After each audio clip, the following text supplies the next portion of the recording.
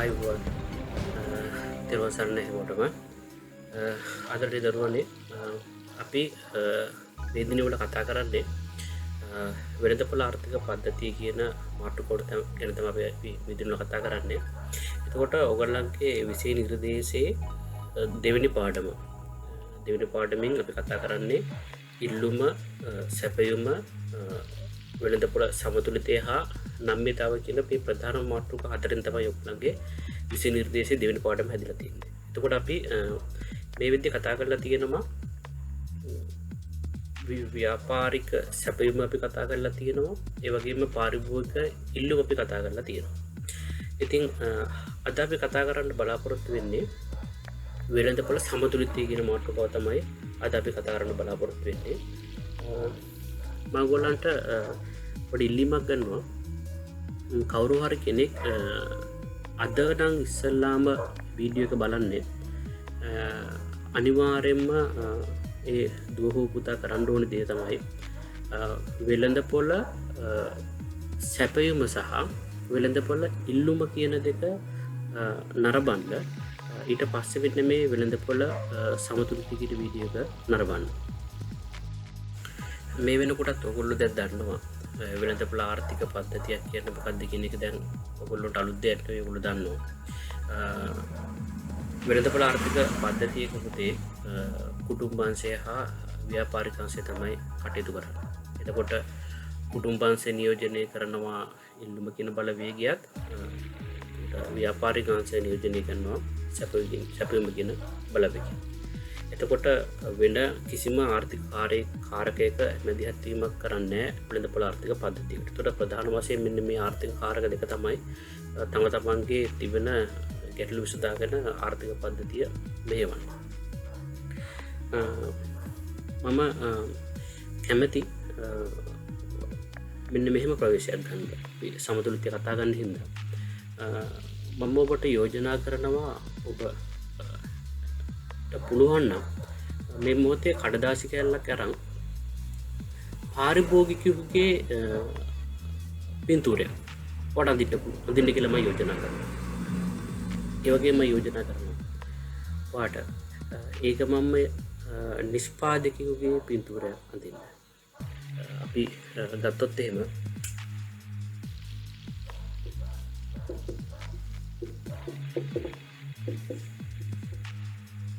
මේ ආකාරයට පාරිභෝගික හා නිෂ්පාදකයෙකුගේ රූපයක් අපිට අඳින්න පුළුවන්. හැබැයි අපි ආර්ථික විද්‍යාව ඉගෙන ගන්න ශිෂ්‍යයන් විදියට අපි මේක මීට වඩා වෙනස් විදිහකට අපි කරන්න උත්සාහයක් දරලා බලමු. එතකොට අපිට අඳින්න පුළුවන් පාරිභෝගික පින්තූරයක්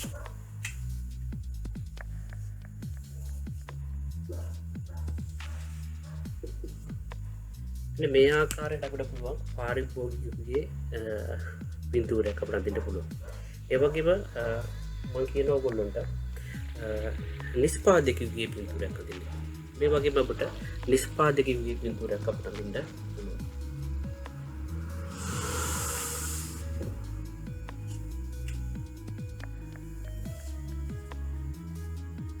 මේ ඉන්නේ නිෂ්පාදකයෙක්. එතකොට අපි දන්නවා මේ ලෝකේ පැවැත්ම තීරණය වෙලා තියෙන්නේ මිනිස්සු අතේමයි. එතකොට ඔයාට මම අඳින්න කියපු නිෂ්පාදකයා සහ පාරිභෝගිකයා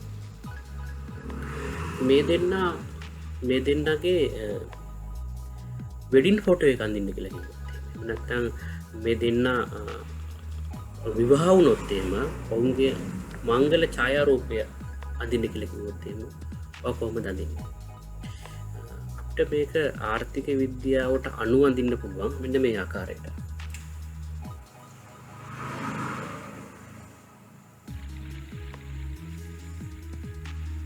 ඒකට පැහැදිලි මේ ප්‍රස්තර සටහනේ මේ ඉඳලා තියෙනවා ඉල්ලුම් පත්‍රය.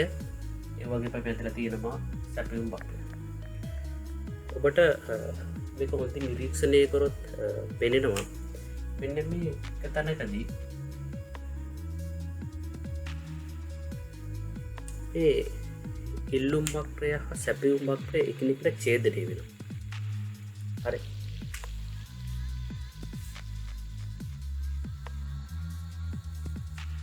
ඡේදනය වෙන තැන තීරණය වෙලා තියෙනවා මිල, ඒ වගේම තීරණය වෙලා තියෙනවා ප්‍රමාණය. ඒ අනුව අපිට වෙළඳපොළ ආර්ථික පද්ධතියේ වෙළඳපොළ සමතුලිතය කියන එකට ප්‍රවේශයක් ගන්න පුළුවන්. එහෙනම් වෙළඳපොළ ආර්ථිකයක නියෝජනය කරන ප්‍රධාන බලවේග දෙක යම්කිසි එකගතාවයකට පැමිණීම තුලින් වෙළඳපොළ ආර්ථික පද්ධතියක සමතුලිතයක් හට ගන්නවා කියලා අපිට කියන්න පුළුවන්. දැන් බලන්න පුතේ මේ ඉල්ලුම් කරුත් මේ සැපයුම් කරුත් අපි ගත්තොත් එහෙම මෙන්න මේ අවස්ථාවේදී ඒ කියන්නේ වෙළඳපොලේ සැපයුම් ප්‍රමාණය කිව්ව එකක් නම් තියෙන්නේ. භාණ්ඩ කිව්ව එක ප්‍රමාණයක් නම් සපයන්නේ. පාරිභෝගිකයා මේ සඳහා ගෙවීමට කැමති මිල තමයි මේ තියෙන්නේ. ඒ වගේම නිෂ්පාදකයා අපේක්ෂා කරන අවම මිල තමයි මේ තියෙන්නේ. එතකොට මොවුන් දෙදෙනාගේ එකඟතාවයක් නැහැ. හරි. නිෂ්පාදකයා අපේක්ෂා කරනවා P0 කියන මිලත් පාරිභෝගිකයා මිලදී ගන්න කැමති P2 කියන මිලට හැබැයි එකම ප්‍රමාණය. එතකොට මිල ගණන් දෙකක් තියෙනවා. හැබැයි ඔබට පේනවා මෙන්න මේ P කියන මිල යටතේ නිෂ්පාදකයා කැමති Q කියන ප්‍රමාණය මිලදී ගන්න, ඒ වගේම පාරිභෝගිකයා කැමති Q කියන ප්‍රමාණය මිලදී ගන්න, ඒ වගේම නිෂ්පාදකයා කැමති Q කියන ප්‍රමාණය අලෙවි කරන්න. එහෙනම් සරලව වෙළඳපොළ සමතුලිතය කියලා කියන්නේ ඉල්ලුම් බලවේගය හා සැපයුම් බලවේගය සමාන වීම. එහෙම නැත්නම් එකම මිලක් යටතේ ගැනුම්කරු මිලදී ගන්න කැමති ප්‍රමාණයත් සැපයුම්කරු සපයන්න කැමති ප්‍රමාණයත් සමාන වීම අපි හඳුන්වනවා වෙළඳපොළ සමතුලිතය කියලා. වෙළඳපොළක සමතුලිතතාවය අපිට ඉදිරිපත් කරන්න පුළුවන් ක්‍රම ගොඩාක් තියෙනවා. ක්‍රම රාශියක් තියෙනවා ඉදිරිපත් කරන්න පුළුවන්. එකක් තමයි ඉල්ලුම් සැපයුම් ලේඛනයක් ආශ්‍රයෙන් ඉදිරිපත් කරන්න පුළුවන්. ඔබට ඉදිරියේදී අපි ඒක කොහොමද කරන්න කියලා පැහැදිලි කරන්න. ඒ වගේම ඔබට අපි මිට කලින් පැහැදිලි කරා ඉල්ලුම් සැපයුම් වක්‍ර භාවිතා කරලා ඉල්ලුම් සැපයුම් වක්‍ර භාවිතා කරලා අපිට නිරූපණය කරන්න පුළුවන් වෙළඳපොළ සමතුලිතය. ඒ වගේම අපිට පුළුවන් සමීකරණ භාවිතා කරලා ඉදිරිපත් කරන්න පුළුවන් වෙළඳපොළ සමතුලිතය. දැන් ඔබට පේනවා අපි ගොඩනගාගෙන තිබෙනවා සමීකරණ දෙකක්. එකක් තමයි ඉල්ලුම් සමීකරණය දීලා තියෙනවා QD සමානයි 120 ඍණ 2p කියලා. ඒ වගේම සැපයුම් සමීකරණ දීලා තියෙනවා QS සමානයි 2p කියලා. ඔබට පැහැදිලි වුණා අපි වක්‍ර ඇඳීමේදී වෙළඳපොළ සමතුලිතයක් කියලා අපි කිව්වේ මෙන්න මේ ආකාරයට එකම මිලක් යටතේ ඉල්ලුම් කරු හා සැපයුම් කරු මිලදී ගන්න කැමති ප්‍රමාණය සමාන. යන්නේ මෙන්න මේ තියෙන ඉල්ලුම් ප්‍රමාණයත් සැපයුම් ප්‍රමාණයත් සමාන වන අවස්ථාව තමයි අපි හඳුන්වන්නේ වෙළඳපොළ සමතුලිතයක් කියලා. එහෙමනම් අපිට ප්‍රස්ථාර සමීකරණයක් මගින් අපි වෙළඳපොළ සමතුලිතය නිරූපණය කරන්නේ මෙන්න මේ සංකල්පය භාවිතා කරලා. ඒ කියන්නේ ඉල්ලුම් ප්‍රමාණය සැපයුම් ප්‍රමාණයට සමාන කිරීම හරහා තමයි අපි අපිට අවශ්‍ය තොරතුරු ලබා ගන්න. අපිට අවශ්‍ය තොරතුරු කියලා කියන්නේ මෙන්න මේ අවස්ථාවේදී වෙළඳපොලේ ඉල්ලුම් කරු ඉල්ලුම් කරන ප්‍රමාණයත් සැපයුම් කරු සපයන ප්‍රමාණයත් සමාන වන අවස්ථාවේදී එම සමාන වන ප්‍රමාණයට අපි කියන්නේ වෙළඳපොළ සමතුලිත ප්‍රමාණය කියලා කියනවා. ඒවගේ තෑ පුතේ එම ප්‍රමාණය සපයන්ට කැමති මිලත් පිළිදී ගැනුම්කරුවන් මිලදී ගණ්ඩ කැමති මිලත් මේ දෙකත් සමානයි. අපි එම මිල හඳුන්වනවා අපි සමතුලිත මිල කියලා හඳුන්වනවා. ඒ අනුව අපිට ඉල්ලුම් සමීකරණ සැපයුම් සමීකරණ භාවිතා කරලා පුළුවන් වෙළඳපොළ සමතුලිතය නිරූපණය කරන්න මෙන්න මේ ආකාරයට.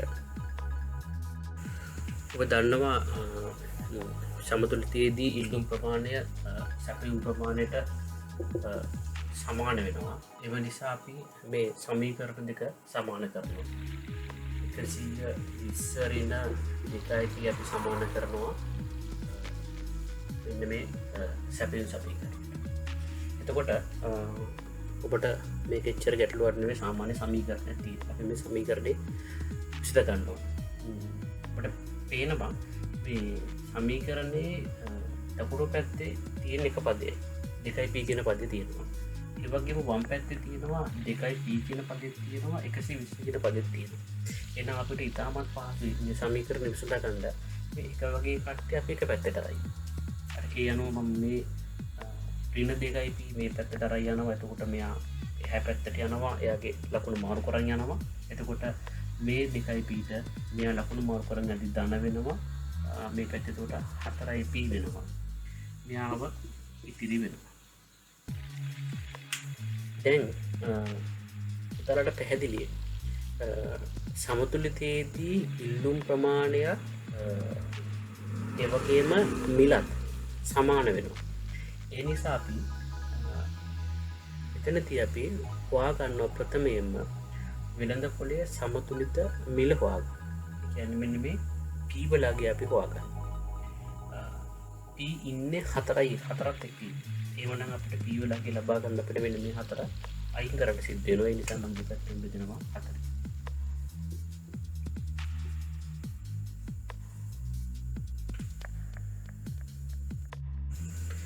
අපිට එනවා P වලට පිළිතුරක් 30යි කියන. ඒ අනුව අපිට වෙළඳපොලේ සමතුලිත මිල අපිට හොයාගන්න පුළුවන් වුණා. මිල P සමානයි 30යි. අපි දන්නවා වෙළඳපොළ සමතුලිතයේදී ඉල්ලුම් ප්‍රමාණය හා සැපයුම් ප්‍රමාණය සමානයි. ඒ වගේම මේ දෙන්න සමානවල මිල තමයි මේ තියෙන්නේ. එහෙනම් අපිට ප්‍රමාණය හොයාගන්න පුළුවන්. ඔයගොල්ලෝ කැමති සමීකරණයට ඉල්ලුම් සමීකරණයට එහෙම නැත්නම් සැපයුම් සමීකරණයට ආදේශ කිරීමේ ඔයගොල්ලන්ට පුළුවන් වෙළඳපොලේ සමතුලිත ප්‍රමාණය ලබා ගන්න. අපි සැපයුම් සමීකරණයට ආදේශ කරොත් v සමානයි 2 2යි p වෙනකොටම p වලගේ අර්ථයෙන් දන්නවා 30යි. හරි. එතකොට එනවා v සමානයි 60යි කියලා එනවා. වෙළඳපොලේ සමතුලිත මිල 30ක් වෙනකොට පාරිභෝගිකයන් ඉල්ලුම් කරන ප්‍රමාණයක් නිෂ්පාදකයන් සපයන ප්‍රමාණයක් ඒකක 60යි. එතකොට අපි මේ 60 සලකන්නේ වෙළඳපොලේ සමතුලිත ප්‍රමාණය විදිහට. මෙන්න මේ 30 කියන මිල අපි හඳුන්වන්නේ සමතුලිත මිල වශයෙන්.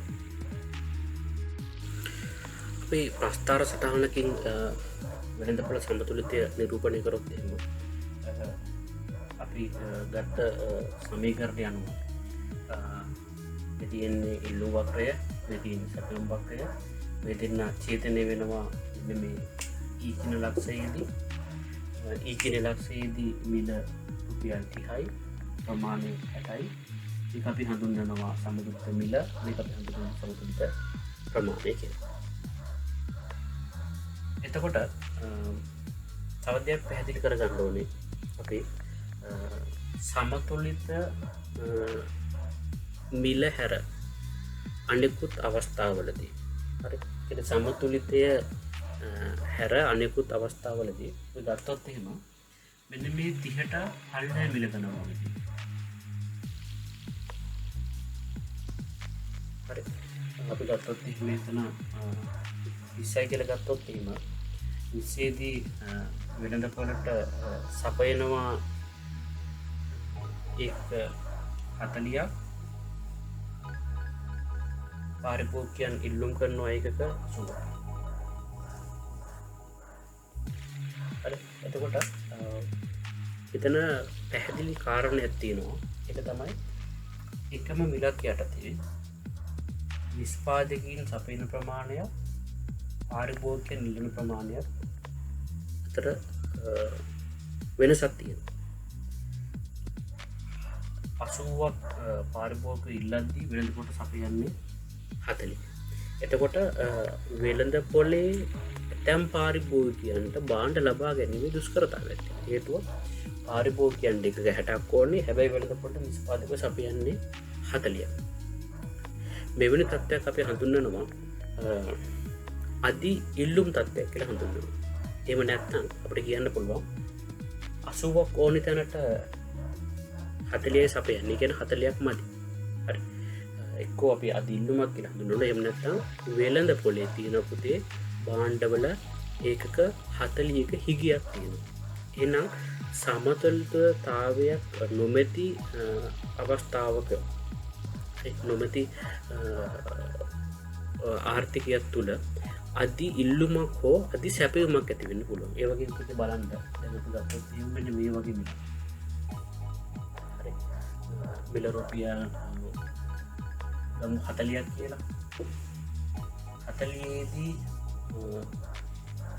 ඉල්ලුම් කරනවා ඉල්ලුම් කරුවන් විසින් ඒක 40ක්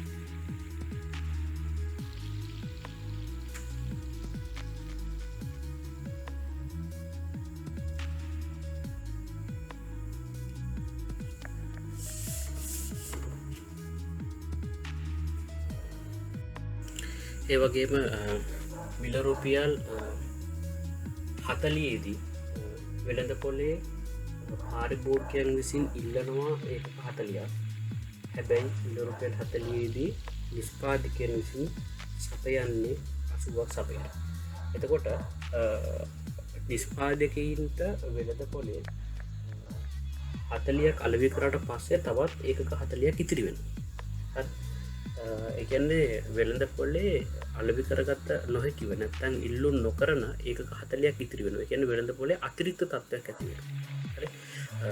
අපි ඒක හඳුන්වනවා අධි සැපයුමක් කියලා හඳුන්වනවා. එතකොට වෙළඳ පොළ ආර්ථික පද්ධතියක් තුල පුතේ සමතුලිතතාවයක් හට නොගන්නා අවස්ථාවක එහෙම නැත්නම් කියනවා අසමතුලිතතාවයක් පවතින වෙලාවක. කියන්නේ ඉල්ලුම් ප්‍රමාණය හා සැපයුම් ප්‍රමාණය සමාන නොවන අවස්ථාව. දැන් ගත්තොත් මෙතන 40 කියන ප්‍රමාණය සපයන්නේ එක මිලක් යටතේ හැබැයි ඉල්ලන්නේ තව මිලක් යටතේ. ඒ වගේම 80 කියන ප්‍රමාණය ඉල්ලුම් කරන්නේ එක මිලක් යටතේ සපයන්නේ තව මිලක් යටතේ. මේක ඇවිල්ලා අසමතුලිතතාව තත්ත්වයක්.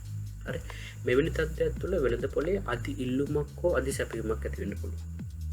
ඒ වගේම තමයි එහෙම නැත්නම් අපිට කියන්න පුළුවන් වෙළඳ පොලේ එක්කෝ අතිරික්තයක් ඇති වෙන එහෙම නැත්නම් හිගියක් ඇති වෙනවා. මේ දෙක ඇති වෙන්න පුළුවන්. එතකොට අපි අහලා තියෙනවා වෙළඳ පොළ ආර්ථික පද්ධතිය ක්‍රියාත්මක වෙන්නේ මිල ක්‍රමය හරහා. ඒ කියන්නේ මේක ස්වයංක්‍රීයවම කිසිම බලපෑමකින් තොරව ස්වයංක්‍රීයවම ක්‍රියාත්මක වෙලා මිල ගණන් සමහර ඇතැම් අවස්ථාවලදී ඉහළට තල්ලු වෙනවා ඇතැම් අවස්ථාවලදී පහළට තල්ලු වෙනවා. පහළට තල්ලු වෙලා තමයි සමතුලිතතාවය ඇති වෙන්නේ. හරි. ඇඩම් ස්මිත් හැඳින්වුවේ අදෘශ්‍යමාන බලවේගය කියලා හැඳින්වුවේ මෙන්න මේ මිල ක්‍රමය තමයි. එතකොට අපිට මොනම වෙලාවකවත් හරියටම නිශ්චිත වශයෙන් අපිට කියන්න බෑ වෙළඳ පොළක් අසමතුලිතතාවයක පවතින වෙළඳ පොළක් සමතුලිතතාවය කරා ගමන් කරවන්න නැත්නම් සමතුලිතතාවය කරා රැගෙන යන්නේ ඉල්ලුම් බලවේගයේද සැපයුම් බලවේගයේද කියලා අපිට නිශ්චිතව සඳහන් කරන්න බෑ.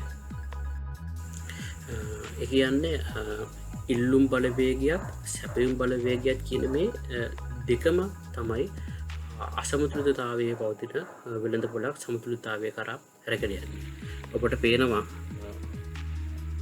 මේ ආකාරයට වෙළඳ පොලේ තීරණය වෙලා තියෙන මිල රුපියල් 20යි නම් හරිද? වෙළඳ පොලේ ඇති වෙලා තියෙනවා අධි ඉල්ලුම. හරි. එතකොට මෙවැනි අවස්ථාවක මිල ගණන් මිල ඉහළට තල්ලු වීම හරහා මිල මේ විදියට ඉහළ යාම හරහා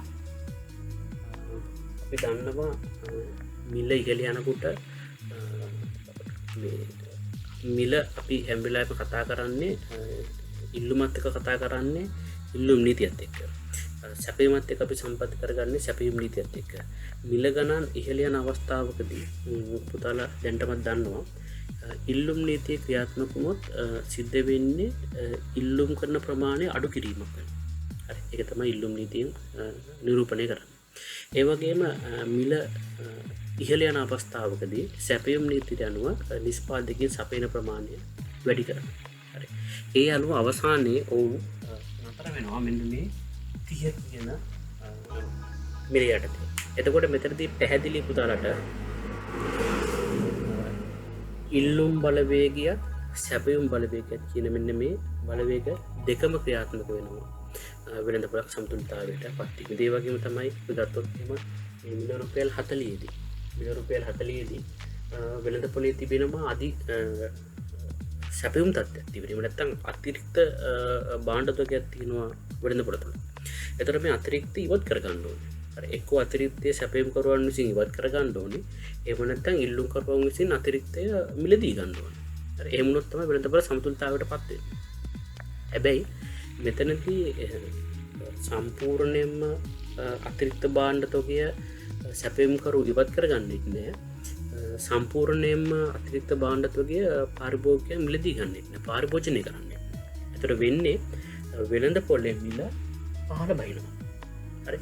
අපි දන්නවා යම්කිසි භාණ්ඩයක මිල පහළ යාමේදී සැපයුම් නීතියට අනුව සැපයුම් ප්‍රමාණය අඩු කරනවා. ඒ වගේම ඉල්ලුම් නීතියට අනුව ඉල්ලුම් කරන ප්‍රමාණය වැඩි කරනවා. මෙන්න මේ විදිහට මෙන්න මේ මිල ක්‍රමය තමයි පුතේ වෙළඳපොළ සමතුලිතතාවයට අරන් යන්නේ. එතකොට අපිට හරියටම කියන්න බෑ වෙළඳපොළ සමතුලිතතාවයට අරන් යන්නේ ඉල්ලුමද සැපයුමද. ඉල්ලුමද සැපයුමද කියලා අපිට හරියටම කියන්න බෑ. හැබැයි ඉල්ලුමත් සැපයුමත් කියන මෙන්න මේ බලවේග දෙකම හරහා තමයි එහෙම වෙන්නේ. ඒ නිසා තමයි ප්‍රකට ආර්ථික විද්‍යාඥයෙක් වන ඇල්බර්ට් මාසන් කියන ආර්ථික විද්‍යාඥයා සමතුලිතය සමාන කරලා දෙන පුතේ කතුරක තල දෙකකට. අපි ගත්තොත් එහෙම කතුරක් අපි කතුරකින් කරන්නේ කපන දේ කරන්නේ. මේ බලන්නකො. අපි මෙහෙම කොළ කෑල්ලක් කපනවා. විදිහට කැපුවට පස්සේ අපිට මොනම් වෙලාවකත් පිට මේ කතුර දිහා බලලා කියන්න බෑ. මෙන්න මේ තලෙන්ද අපි කොළේ කැපුවේ මේ තලෙන්ද කොළේ කැපුවේ. එහෙම කියන්න බෑ. හැබැයි මෙන්න මේ දෙකම අපිට ඕනේ. එතකොට වෙළඳපොළ සමතුලිතය කියලා කියන්නේ අපි ගත්තොත් එහෙම මේක ඇවිල්ලා ඉල්ලුම් බලවේගය නම් මේ තියෙන සැපයුම් බලවේගය නම් මෙන්න මේ දෙකම ක්‍රියාත්මක වෙලා තමයි මෙන්න මේ ආකාරයට වෙළඳපොළ සමතුලිතතාවය කරා ගමන් කරන්නේ. මේ ආකාරයට පුතේ අපිට සමතුලිතය වෙළඳපොළක සමතුලිත ඉදිරිපත් කරන්න පුළුවන් ඉල්ලුම් වක්‍රයක් භාවිතා කරලා ඉල්ලුම් සැපයුම් වක්‍රයක් භාවිතා කරලා ඒ වගේම ඉල්ලුම් සැපයුම් ලේඛනයක් භාවිතා කරලා ඒ වගේම තමයි ඉල්ලුම් සැපයුම් සමීකරණ භාවිතා කරලා තව පුළුවන් අපිට මේ අපි දැන් ඉගෙන ගත්තා තව සංකල්පයක් අධි ඉල්ලුම හා අධි සැපයුම කියලා. ඒ වගේම අපිට වෙළඳපොළ සමතුලිත ඉදිරිපත් කරන්න පුළුවන් අධි ඉල්ලුම් සැපයුම් ලේඛනයක් භාවිතා කරලා ඒ වගේම අධි ඉල්ලුම් සැපයුම් වක්‍ර භාවිතා කරලා ඒ වගේම අධි ඉල්ලුම් සැපයුම් සමීකරණ භාවිතා කරලා අපිට මෙන්න මේ 6 ආකාරයකට අපිට පුළුවන් වෙළඳපොළ සමතුලිතතාවය නිරූපණය කරන්න පුළුවන්. එහෙනම් අපි මේ ඕගොල්ලොන්ට මම මේ පැහැදිලි කරේ වෙළඳපොළ සමතුලිතයේදී ඊටමත් පොඩි සාරාංශයක් පැහැදිලි කරේ. අපි පුළුල් විදියට මේ කොට තිබෙන විශේෂ නිර්දේශයේ තිබෙන මේ සිද්ධාන්ත කොටස් සමග ඊළඟට බලමු කොහොමද වෙළඳපොළ ආර්ථික පද්ධතිය සමතුලිතතාවයට පත් වෙන්නේ කියලා.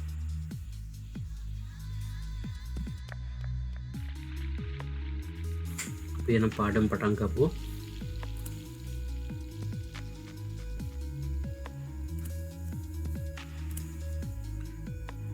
අපිට පුතේ සාමාන්‍ය අපිට ඕන වෙනවා හැම දෙයකටම නිර්වචනයක් ඕන වෙනවා. එතකොට අපිට වෙළඳපොළක සමතුලිතය සඳහා සරල නිර්වචනයක් ඉදිරිපත් කරන්න පුළුවන්. අපි දන්නවා වෙළඳපොළක සිටින්නේ පාරිභෝගිකය.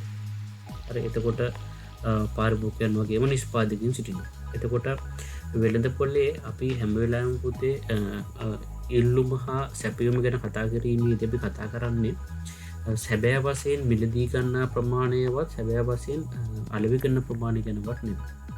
පාරිභෝගිකයන්ගේ මිලදී ගැනීමේ සැලැස්ම හා නිෂ්පාදකයන්ගේ අලෙවි කිරීමේ සැලැස්ම ගැන තමයි අපි කතා කරන්නේ. හරි. එතකොට මෙන්න මේ වෙළඳ පොලේ සිටින පාරිභෝගිකයන්ගේ මිලදී ගැනීමේ සැලැස්ම හා නිෂ්පාදකයන්ගේ අලෙවි කිරීමේ සැලැස්ම එකිනෙකට අනුකූල වන අවස්ථාවක්. එහෙම නැත්නම් එකිනෙකට සමාන වන අවස්ථාවක් අපිට හඳුන්වන්න පුළුවන් වෙළඳ පොළ සමතුලිතයක් විදියට. ඒ වගේම තමයි අපිට මේක තවදුරටත් කියන්න පුළුවන් ඉල්ලුම් සැපයුම් බලවේග මගින් හරි මිලකනම් අඩු වැඩි කරමින් වෙළඳ පොළ සමතුලිතතාවයට පත් වෙනවා. ඔයගොල්ලන්ට ඉස්සෙල්ලා මම පැහැදිලි කරා මතක ඇති වෙළඳ පොළ අසමතුලිතතාවය පවතින අවස්ථාවකදී සමහර අවස්ථාවලදී මිල ඉහළ ගියා, තවත් සමහර අවස්ථාවලදී මිල පහළ ගියා. එතකොට මිල ගණන් අඩු වැඩි වෙලා තමයි වෙළඳ පොළ සමතුලිතතාවයක් ඇති වෙන්නේ. එතකොට මේ මිල ගණන් වල සිදුවන අඩු වැඩි වීම නිසා අපි මේක හඳුන්වනවා මිල යාන්ත්‍රණය කියලා හඳුන්වනවා. එහෙම නැත්නම් මේකට කියනවා මිල ක්‍රමය කියලා කියනවා. එතකොට මිල ගණන් වල සිදුවන උච්චාවචනයන් මගින් තමයි වෙළඳ පොළේ සමතුලිතතාවයක් ඇති වෙන්නේ.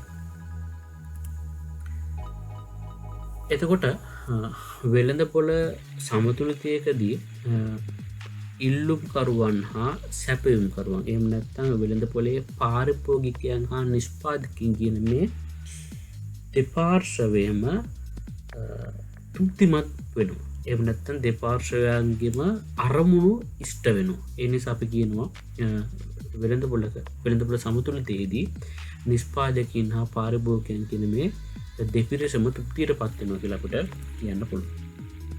ඒ වගේම තමයි පුතේ සමතුලිත මිල අපි දන්නවා වෙළඳ පොළක් තුල යම් කිසි ඒකක ප්‍රමාණයක් එකම මිලක් යටතේ ඉල්ලුම් කරුවන් හා සැපයුම් කරුවන් එකම මිලක් යටතේ එකම මිලකට ප්‍රතිචාර දක්වනවා. මේ මිලට කියනවා සමතුලිත මිල කියලා කියනවා. එතකොට මේ වෙළඳ පොළක තිබෙන මේ සමතුලිත මිල අපි හඳුන්වනවා පැහැයුම් මිල.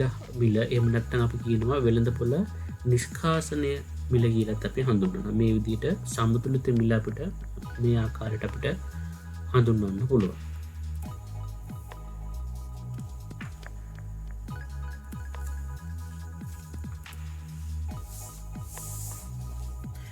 එතකොට අපිට පුළුවන් පුතේ තරගකාරී වෙළඳ පොළක හරි ඉල්ලුම් හා සැපයුම් බලවේග සමතුලිතතාවය තීරණය වුණ ආකාරය. එහෙම නැත්නම් සමතුලිතතාවය අපිට වෙළඳ පොළක සමතුලිතතාවය අපිට ක්‍රම කීපයකට ඉදිරිපත් කරන්න පුළුවන්.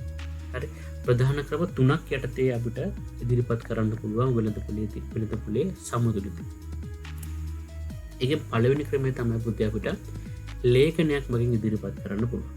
අපි දන්නවා දැනටමත් වෙළඳ පොළ ආර්ථික පද්ධතියත් පිළ ක්‍රියාත්මක වෙන්නේ ප්‍රධාන ආර්ථික කාරක දෙකයි. එකක් තමයි කුටුම්බාංශය, අනිත් එක තමයි ව්‍යාපාරික අංශය.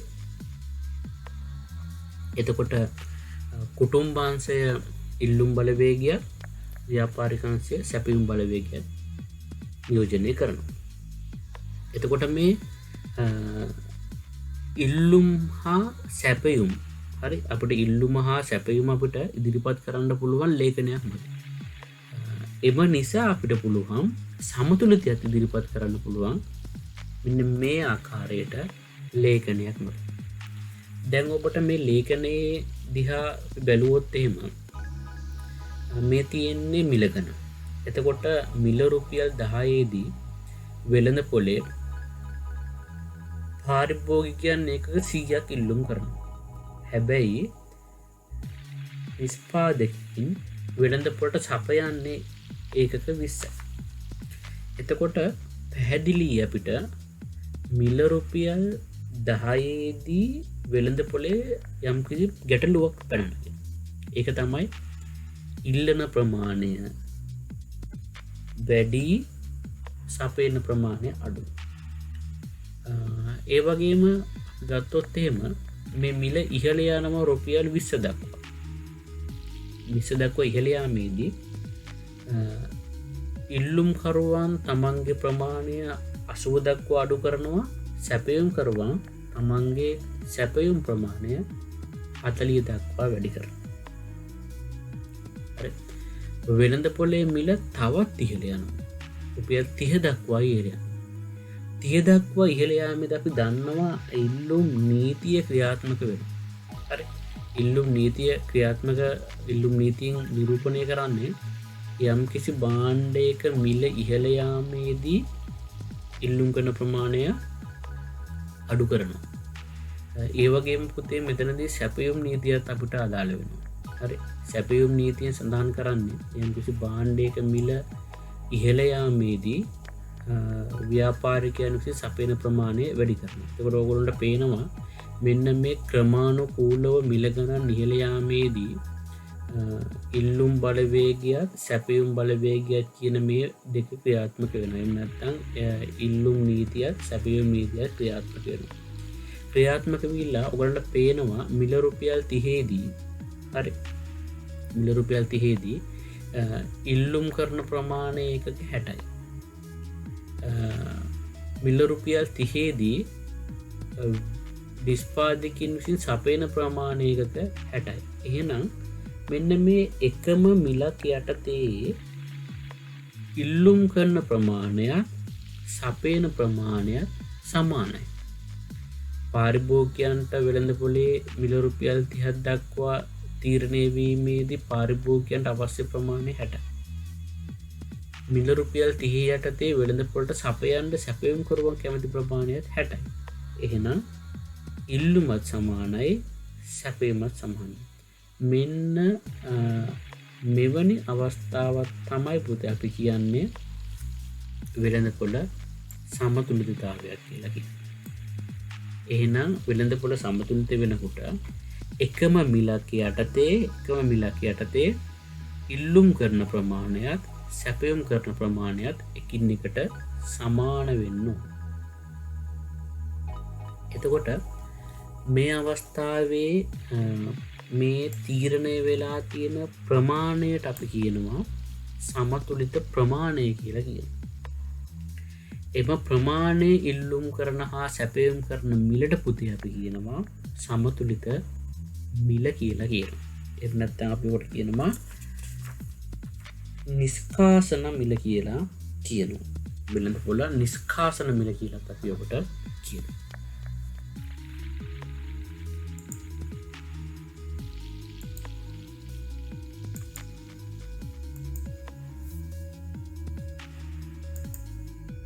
ඒ වගේම අපිට පුළුවන් තවත්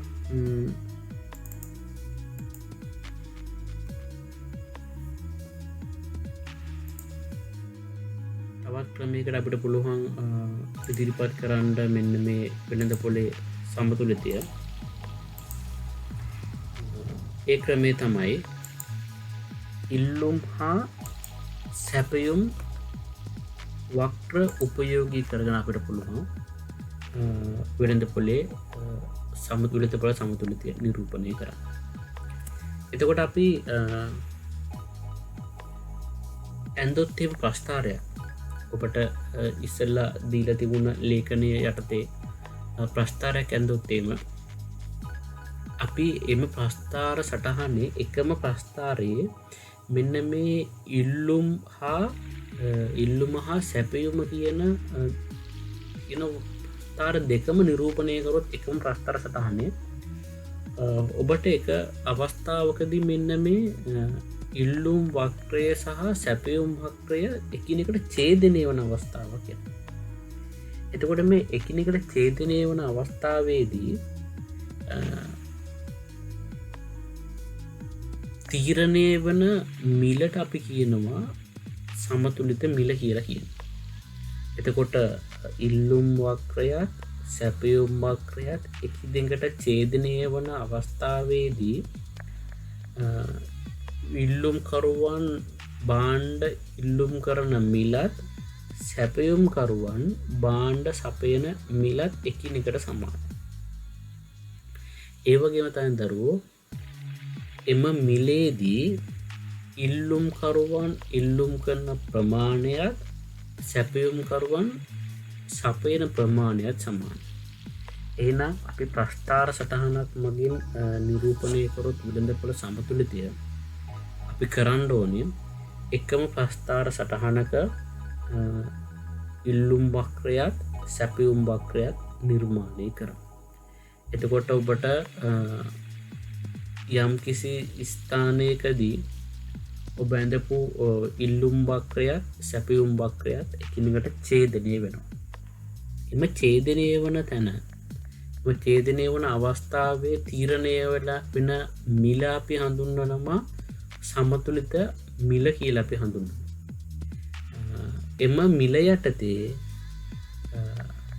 ඉල්ලුම්කරුවන් ඉල්ලුම් කරන ප්‍රමාණයත් සැපයුම්කරුවන් සපයන ප්‍රමාණයත් අපි හඳුන්වන්නේ වෙළඳපොලේ සමතුලිත ප්‍රමාණය විදිහට තමයි අපි හඳුන්වන්නේ.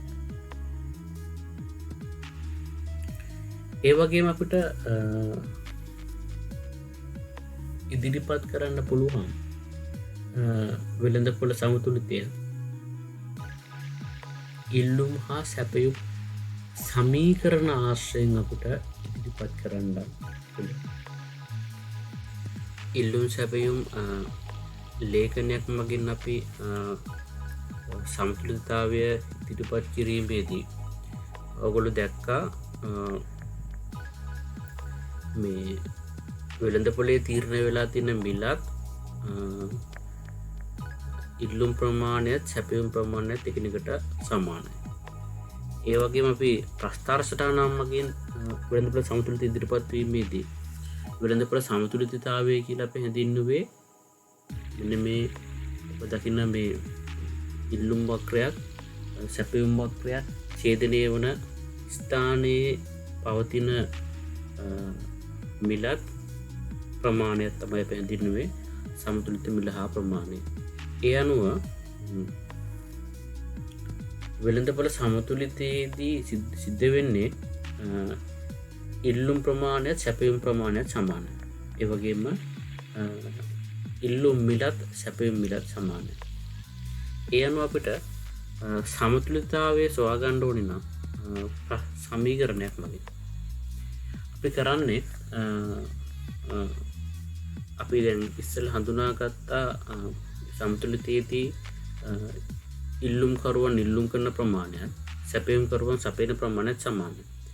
ඒ අනුව අපිට QD සමාන QS කියන සමීකරණය මගින් වෙළඳපොලේ සමතුලිතය හොයාගන්න පුළුවන්. ඉහත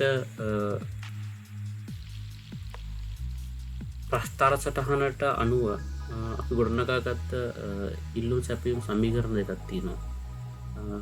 ඉල්ලුම් සමීකරණය වෙන්නේ QD සමාන 120යි ඍණ 2යි p. එතකොට සැපයුම් සමීකරණය වන්නේ QS සමානයි 2යි p.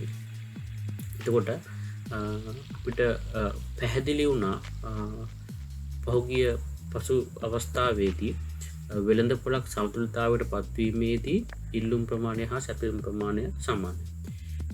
ඒ අනුව අපි මේ තියෙන්නේ QD සමාන 120යි 2යි p කියලා කියන්නේ වෙළඳපොලේ ඉල්ලුම්කරුගේ ප්‍රමාණය. QD එකකින් අපි හඳුන්වන්නේ ප්‍රමාණය. QS සමාන 2යි p කියලා කියන්නේ සැපයුම් ප්‍රමාණය. එතකොට QD සමාන QS නිසා අපි මේ 120 ඍණ 2යි p සමාන කරනවා 2යි p වලට. හේතුව QS සමාන 2යි p QD සමාන 120යි ඍණ 2යි p. ඒ අනුව අපි වෙළඳපොළ සමතුලිතය සොයා ගැනීමට මෙන්න මේ QD හා QS සමාන කරනවා. ඒතර උඩට පේනවා මේ ආකාරයට අපිට ලියන්න පුළුවන්. මේක සාමාන්‍යයෙන් ගත්තොත් එහෙම මේ තියෙන්නේ සරල සමීකරණයක් තියෙනවා. අපිට මේ සරල සමීකරණයේ විසඳීම තුලින් ලබා ගන්න පුළුවන් වෙළඳ පොලේ සමතුලිත මිල ලබා ගන්න පුළුවන්. එතකොට අපි දන්නවා සමතුලිතයේදී තීරණය වෙලා තියෙන මිල යටතේ ඉල්ලුම්කරුවන් ඉල්ලන ප්‍රමාණයත් සැපයුම්කරුවන් සපයන ප්‍රමාණයත් සමානයි. ඒ අනුව වෙළඳ පොලේදී වෙළඳ පොල සමතුලිතයේදී ඉල්ලුම් ප්‍රමාණය හා සැපයුම් ප්‍රමාණය එකිනෙකට සමාන නිසා අපි දැනටමත් හොයාගෙන තියෙනවා මේ වෙළඳ පොලේ සමතුලිත මිල හොයාගෙන තියෙනවා. එහෙනම් පැහැදිලි අපිට මේ මිල යටතේදී එහෙම නැත්නම් මේ මිල 30 යටතේදී අනිවාර්යයෙන්ම ඉල්ලන ප්‍රමාණයත් සපයන ප්‍රමාණයත් එකිනෙකට සමානයි. ඒ අනුව අපිට වෙළඳ පොලේ තීරණය වෙලා තියෙන සමතුලිත ප්‍රමාණය සෙවීම සඳහා අපි මේ සොයාගත්ත මිල අපිට ආදේශ කරන්න පුළුවන් එක්කෝ ඉල්ලුම් සමීකරණයට නැත්නම් සැපයුම් සමීකරණයට. එහෙම නැත්නම් මේ සමීකරණ දෙකටම ආදේශ කරන්න පුළුවන්. දෙකටම ආදේශ කරොත් අනිවාර්යයෙන්ම මේ මිල රුපියල් 30 යටතේ ලැබෙන ඉල්ලුම් ප්‍රමාණයත් සැපයුම් ප්‍රමාණයත් අනිවාර්යයෙන්ම එකිනෙකට සමාන වෙන්න ඕනේ. ඒක තමයි සමතුලිතතාවය ඇති වෙන්න තියෙන ප්‍රධාන කොන්දේසි. අර ඒ අනුව අපි මුලින්ම මේ ආකාරයට අපි ඉල්ලුම් සිතේ ආදේශ කරගන්නවා. P සමානයි 30 කියන එක. එතකොට මිල රුපියල් 30 දී ඔබට පේනවා ඇති මිල රුපියල් 30 දී වෙළඳ පොලේ ඉල්ලුම් කරනවා ඒකක 60ක්. හරි. 60ක් ඉල්ලුම් කරනවා. ඒ වගේම තමයි පුතේ මිල රුපියල් 30 දී වෙළඳ පොලට සපයනවා එකක 60ක්. ඒ අනුව ඉල්ලුම් සැපයුම් සමීකරණ ආශ්‍රයෙන් අපිට සමතුලිතතාවය හොයාගන්න පුළුවන්. ඉතින් මුලින්ම අපි කරන්නේ ඉල්ලුම් සිතය සැපයුම් සිතයට සමාන කළා. මුලින්ම අපි වෙළඳ පොලේ තීරණය වෙලා තියෙන සමතුලිත මිල සොයා ගන්නවා. ඒ සොයාගත් සමතුලිත මිල ඉල්ලුම් සමීකරණයට හෝ සැපයුම් සමීකරණයට ආදේශ කරලා අපිට හොයාගන්න පුළුවන් වෙළඳ පොලේ වෙළඳ පොල සමතුලිත වෙන ප්‍රමාණය කීයද කියලා.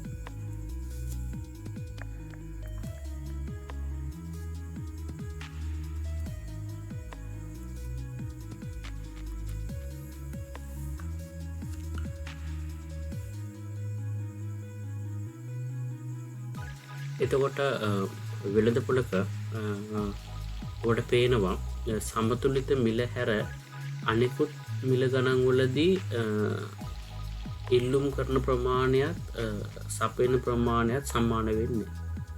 හරි. අපි නැවත වතාවක් අපේ සමීකරණයට ගියොත් එහෙම අපේ ලේඛනයට ගියොත් එහෙම අපි මිල රුපියල් 10 දී ඉල්ලුම් කරන ප්‍රමාණයත් සැපයුම් කරන ප්‍රමාණයත් සමාන වෙන්නේ. හරි. පාරිභෝගිකයෝ එකක 100ක් ඉල්ලුම් කරනකොට වෙළඳ පොලේ අලෙවි කරන්නේ එකක 20යි. එතකොට මේ ඒකක 20 අලෙවි වුණාට පස්සේ වෙළඳ පොලට මේ භාණ්ඩේ පරිභෝජනය කිරීමේ අරමුණින් පැමිණෙන පාරිභෝගිකයෙකුට මේ භාණ්ඩේ පරිභෝජනය කිරීමේ හැකියාවක් ලැබෙන්නේ නැහැ. එතකොට මෙවැනි තත්ත්වයක් අපි හඳුන්වන්නේ වෙළඳ පොළ අසමතුලිතතාවයක් විදිහට තමයි අපි හඳුන්වන්නේ. හරි. ඒ වගේම තමයි මේ අසමතුලිතතාවයක් ඇති වෙළඳ පොළක් සමතුලිතතාවය කරා යොමු කරන්නේ මිල යාන්ත්‍රණය හරහා. එතකොට අපිට පැහැදිලි මේ සමතුලිත මිල නොවන සෑම මිලක් යටතේදීම වෙළඳ පොලේ එක්කෝ වැඩිපුර ඉල්ලුම් කරන ප්‍රමාණයක් තියෙනවා. එහෙම නැත්නම් වැඩිපුර සපයන ප්‍රමාණයක් තියෙනවා. අපි ගත්තොත් එහෙම මිල රුපියල් 30ට ඉහළ මිල ගණන් වලදී අපි ගත්තොත් එහෙම මිල රුපියල් 60 මිල රුපියල් 60 දී මිල රුපියල් 50 දී 40 දී එවැනි තත්ත්වයන් තුළදී වෙළඳ පොලේ ඉල්ලන ප්‍රමාණයට වඩා සපයන ප්‍රමාණය වැඩි. එතකොට සමතුලිත මිලට 15 මිල ගණන් වලදී කියන්නේ 10 20 මෙවැනි මිල ගණන් වලදී වෙළඳ පොලේ සපයන ප්‍රමාණය අඩුයි ඉල්ලුම් කරන ප්‍රමාණය වැඩි. එතකොට මේ සමතුලිත මිලට පහළ මිල ගණන් වලදී වෙළඳ පොලේ තියෙන්නේ අඩු සැපයීමක් වැඩි ඉල්ලුමක් තියෙනවා. ඒ වුණත් අපි මේකට කියනවා අධි ඉල්ලුමක් කියලා කියනවා. හරි. ඒ වගේම තමයි සමතුලිත මිලට ඉහළ මිල ගණන් වලදී ඉල්ලන ප්‍රමාණයට වඩා සපයන ප්‍රමාණය වැඩි. වැඩිපුර සපයන වෙලද අපි මේකට කියනවා අතිරික්ත සපයීමක් කියලා කියනවා. එහෙනම් පුතේ පැහැදිලිවට වෙළඳ පොලක් සමතුලිතතාවයට පත් නොවන අවස්ථාවකදී හරි සමතුලිතතාවයට පත් නොවන සෑම අවස්ථාවකදීම වෙළඳ පොලේ එක්කෝ අධි ඉල්ලුමක් තියෙනවා එහෙම නැත්නම් අධි සැපයීමක් තියෙනවා. හරි. එතකොට මේ අධි ඉල්ලුම හා අධි සැපයීම කියන එක නැති වෙලා යන්නේ සමතුලිත මිලේදීම සමතුලිත මිලේදී පමණයි. මෙහෙම මේ ආකාරයට අසමතුලිතව පවතින වෙළඳ පොළක් සමතුලිතතාවය කරා මෙහෙවන්නේ මිල යන්න. අපි ගත්තොත් එමු නිදසුනක් විදිහට මිල රුපියල් 10 දී ඉල්ලුම් කරනවා 100ක් සපයනවා 120. එතකොට මේ රුපියල් 10 පිළිදී පාරිභෝගිකයන් වැඩි වෙළඳ පොලේ තිබෙන ප්‍රමාණයට වඩා වැඩිපුර ඉල්ලනවා ඒකක 80ක් වැඩිපුර ඉල්ල. හැබැයි සමතුලිත මිලේදී එවැනි තත්ත්වයක් සිද්ධ වෙන්නේ නැහැ. එන සමතුලිත මිලේදී පමණයි වෙළඳ පොලේ අධි ඉල්ලුමක් හෝ අධි සැපයීමක් නැත්තේ. අනිත් එක තමයි අපි දන්නවා දැන් මේ වෙළඳ පොලක් අසමතුලිතතාවයේ පවතින වෙළඳ පොලක සමතුලිතතාවය කරා ගෙන යන්නේ මිල. හරි. මිල යාන්ත්‍රණය තමයි හසුරුවන්නේ. දැන් ඔබට පැහැදිලි මිල රුපියල් 10 දී වෙළඳ පොල සමතුලිත වෙන්නේ හේතුව ඉල්ලන ප්‍රමාණයක 100යි සපයන ප්‍රමාණයක 20. ඒ වගේම තමයි මිල වැඩි වෙනවා රුපියල් 20 දක්වා. මෙතනදී ඉල්ලුම් කරන ප්‍රමාණය 80 දක්වා අඩු වෙනවා සැපයීම් කරන ප්‍රමාණය 40 දක්වා වැඩි. එතකොට මිල රුපියල් 40 ගත්තොත් එහෙම ඉල්ලුම් කරනවා 40ක් සැපයීම් කරපු සපයනවා එකක 80. මිල රුපියල් 50 දී ඉල්ලුම් කරුවන් ඉල්ලනවා ඒකක 20ක් සැපයීම් කරනවා සපයන්නේ එක 100. එතකොට මිල රුපියල් 10 20 30 මිල රුපියල් 10 සිට 20 30 දක්වා වැඩිවීම හරහා තමයි මෙන්න මේ වෙළඳ පොළ සමතුලිතතාවය කරා රැකඩ යන්නේ. කියන්නේ මිල රුපියල් 10 සිට 30 දක්වා වැඩි වුණොත් වෙළඳ පොළ සමතුලිතතාවයට පත් වෙනවා. ඒ වගේම තමයි පුතේ මෙන්න මේ 50 කියන මිල 40 30 දක්වා අඩු වුණොත් එහෙම අනිවාර්යෙන් ඒ වෙළඳ පොළ සමතුලිතතාවයට පත් වෙනවා. එහෙනම් පැහැදිලි අපිට වෙළඳ පොළක් සමතුලිතතාවය කරා ගෙන යන්නේ මෙහෙවන්නේ මෙන්න මේ මිල ක්‍රමය. මිලේ සිදුවන උච්චාවචනයන් වලට තමයි පාරිභෝගිකයා සැපයීම් කරුවත් ප්‍රතිචාර දක්වන්නේ. ඔබ හොඳින් නිරීක්ෂණය කරොත් එහෙම වෙළඳ පොළක් සමතුලිතතාවයට පත්වීමේදී ඇතැම් අවස්ථාවලදී වෙළඳ පොලේ පාරිභෝගිකයන් විසින් ඉල්ලුම් කරන ප්‍රමාණයට වඩා වෙළඳ පොලේ සපයන ප්‍රමාණය අඩුවීමක් තිබෙනවා. තවත් අවස්ථාවක වෙළඳ පොලේ සපයන ප්‍රමාණයට වඩා නිෂ්පාදකයන් ඉල්ලුම් කරන ප්‍රමාණය වැඩි අවස්ථා තියෙනවා. දැන් ඒක තවදුරටත් පැහැදිලිව වෙනවා මෙන්න මේ ලේඛනය ගත්තොත් එහෙම මිල රුපියල් 10 දී ඉල්ලුම් කරනවා එකක 100ක් සපයීම් කරනවා එකක 20ක්.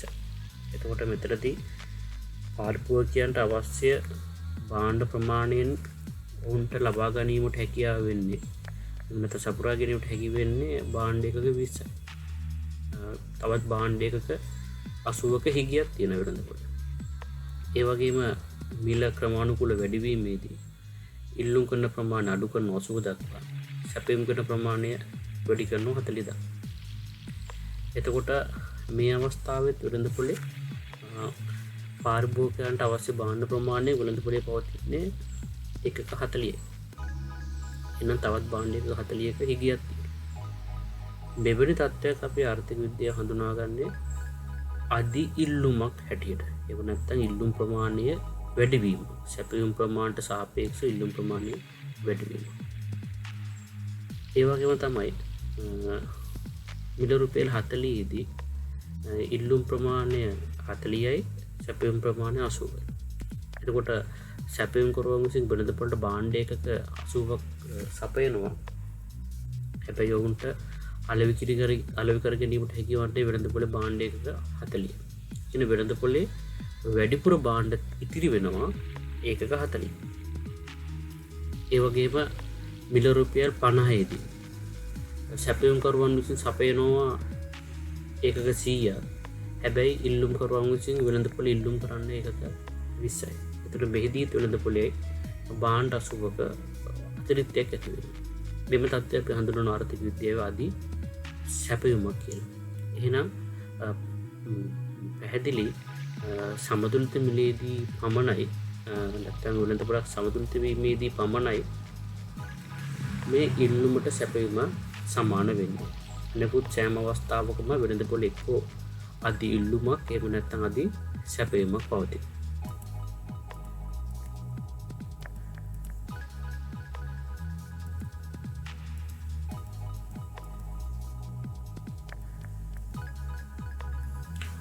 මාතෘකාව අධි ඉල්ලුම. අධි ඉල්ලුම කියලා අපි සරලව හඳුන්වන්නේ යම්කිසි මිලක් යටතේ වෙළඳපොලේ සැපයුම් ප්‍රමාණය ඉක්මවා පවතින ඉල්ලුම් ප්‍රමාණය හඳුන්වන්නේ අධි ඉල්ලුමක් විදිහට. එහෙම නැත්නම් වෙළඳපොලේ පාරිභෝගිකයෙකු විසින් ඉල්ලන ප්‍රමාණයට වඩා සපයන ප්‍රමාණය අඩු වෙනවා. වෙළඳපොළේ අනිවාර්යයෙන්ම ඇති වෙනවා භාණ්ඩ හිගිය. මේ හිගිය හඳුන්වනවා අධි ඉල්ලුම කියලා. අපිට මේ අධි ඉල්ලුම ගණනය කරන්න පුළුවන් යම්කිසි මිලක් යටතේ ඉල්ලුම් කරන ප්‍රමාණයෙන් සැපයුම් ප්‍රමාණය අඩු කිරීමෙන් අපිට අධි ඉල්ලුම ගණනය කරගන්න පුළුවන්. මේ ලේඛනයකින් අපි ඒක තවදුරටත් බලුවොත් එහෙම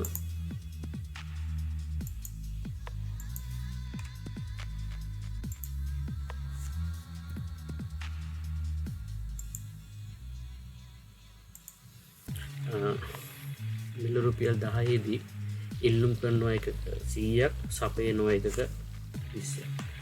එතකොට වෙළඳපොලේ වැඩිපුර ඉල්ලනවා එකක 80ක්. එහෙනම් මිල රුපියල් 10 දී වෙළඳපොලේ පවතින අධි ඉල්ලුම ඒකක 80ක්. ඒ වගේම මිල රුපියල් 20 දී ඉල්ලුම් කරනවා එකක 80ක් වෙළඳපොලේ සපයනවා එකක 40ක්.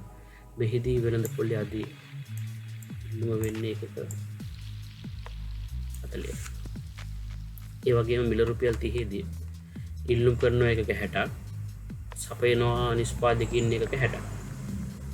මෙහිදී අධි ඉල්ලුමක් පවතින්නේ නැහැ. මිල රුපියල් 40 දී වෙළඳපොලේ ඉල්ලුම් කරනවා එකක 40ක් සපයනවා එකක 80ක්. එතකොට මෙහිදී වෙළඳපොලේ අධි ඉල්ලුම ඍණ 40යි.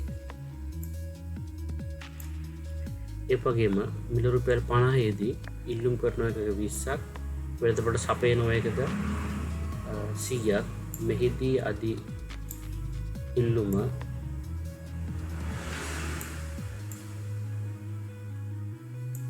ඍණ 80යි. මේ විදිහට අපිට ඕනෑම මිලක් යටතේ ගණනය කරන්න පුළුවන් අධි ඉල්ලුම මෙන්න මේ සමීකරණය භාවිතා කරලා.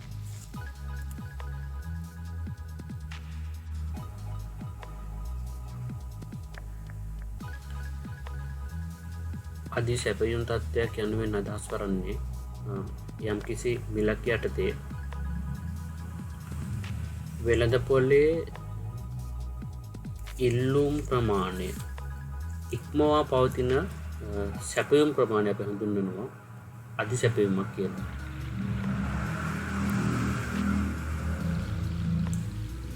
එසේ නොමැතිනම් අපිට මේක තව විදිහට හඳුන්වන්න පුළුවන්. යම්කිසි මිලක් යටතේ පාරිභෝගිකයන් තමන්ට අවශ්‍ය භාණ්ඩ ප්‍රමාණය ලබා ගත්තට පස්සේ තවදුරටත් වෙළඳ පොලේ යම්කිසි භාණ්ඩ ප්‍රමාණයක් ඉතිරි වෙනවා නම් එම ප්‍රමාණය අධි සැපයුමක් හෙවත් වෙළඳ පොළ අතිරික්තයක් විදිහට අපිට හඳුන්වන්න පුළුවන්. එතකොට අධි සැපයුම අපිට ගණනය කරන්න පුළුවන්. යම්කිසි මිලක් යටතේ සැපයුම් ප්‍රමාණයෙන් ඉල්ලුම් ප්‍රමාණය අඩු කිරීමෙන් අපිට පුළුවන් අධි සැපයුම ගණනය කරන්න. අපි ලේඛනයක් මගින් තවදුරටත් මෙම තත්ත්වය නිරීක්ෂණය කරොත් එහෙම ඔබට පේනවා මිල රුපියල් 10 දී වෙළඳ පොලේ සැපයුම් ප්‍රමාණය එකක 20යි ඉල්ලුම් ප්‍රමාණය එකක 100යි. එතකොට මිල රුපියල් 10 දී වෙළඳ පොලේ පවතින අධි සැපයුම වන්නේ ඍණ 80.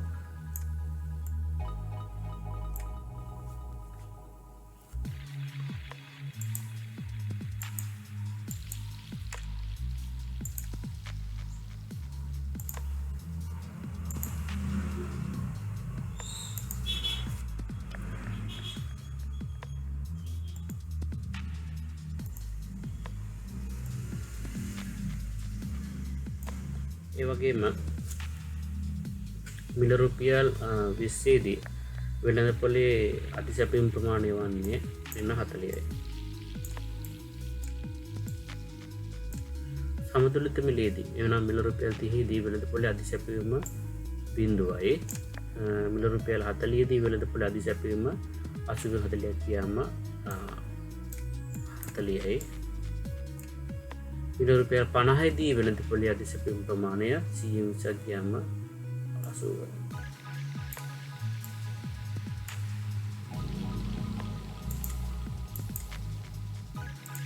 අපිට මේ ආකාරයට වෙළඳ පොලේ ඕනෑම මිලක් යටතේ පවතින අධි සැපයුම් ප්‍රමාණය ගණනය කරගන්න පුළුවන්. මෙන්න මේ සමීකරණය භාවිතා කරලා අපිට ගණනය කරගන්න පුළුවන්. එතකොට ඔයගොල්ලන්ට පැහැදිලි අපි ලේඛනයක් අධි සැපයුම් ලේඛනයක් මගින් අපි වෙළඳ පොලේ පවතින සමතුලිත මට්ටම ගණනය කරොත් එහෙම අපිට පැහැදිලි මිල රුපියල් 30 දී පමණයි වෙළඳ පොලේ අධි ඉල්ලුම අධි සැපයීමට සමාන වෙන්නේ. එහෙම නැත්නම් අධි ඉල්ලුමත් අධි සැපයීමත් බිඳුව වන මිල හඳුනා ගන්න පුළුවන් වෙළඳ පොලේ නම් සමතුලිත වෙන විදියට.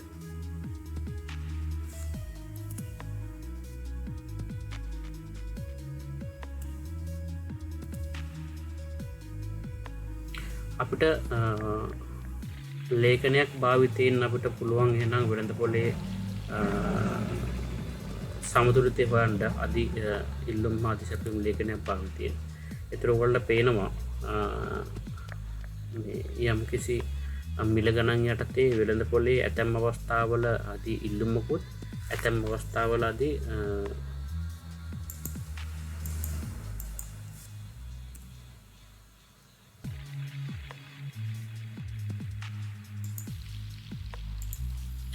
ඇතැම් අවස්ථාවල වෙළඳ පොලේ අධි ඉල්ලුමකුත් ඇතැම් අවස්ථාවලදී අධි සැපයීමකුත් පවතිනවා. එතකොට මෙන්න මේ සමතුලිත මිලට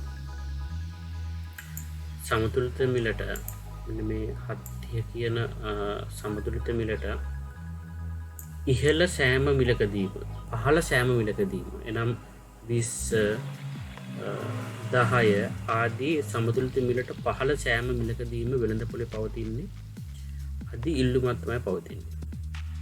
අර එම අවස්ථාවේදී අධි සැපයීම ඍණ අගයක් තමයි ගන්න. ඒතකොට අපිට කියන්න පුළුවන් සමතුලිත මිලට වඩා පහළ මිලක් යටතේ සෑම විටම වෙළඳපොලේ පවතින්නේ අධි ඉල්ලුම. ඒ වගේම සමතුලිත මිලට වඩා ඉහළ මිල ගණන් යටතේ වෙළඳපොලේ පවතින්නේ අධි සැපයුම. සමතුලිත මිලට වඩා ඉහළ මිල ගණන් වලදී වෙළඳපොලේ අධි ඉල්ලුම ඍණාංකයක් ගන්නවා. අධි සැපයුම පමණයි ධනාංකයක් ගන්න. එහෙනම් වෙළඳපොලේ පවතින්නේ අධි සැපයුම. එතකොට සමතුලිත මිලයේදී අධි ඉල්ලුමත් බිඳුවයි අධි සැපයුමත් බිඳුවයි. එහෙනම් අපි අධි ඉල්ලුම් හා අධි සැපයුම් ලේඛන භාවිතයෙන් අපිට සමතුලිත මිල ගණනය කරගන්න පුළුවන්. අධි ඉල්ලුම හෝ අධි සැපයුම බිඳුව වන එහෙම නැත්නම් අධි ඉල්ලුමක් හෝ අධි සැපයුමක් නොපවතින මිල අපිට හඳුනා ගන්න පුළුවන් සමතුලිත මිල විදියට.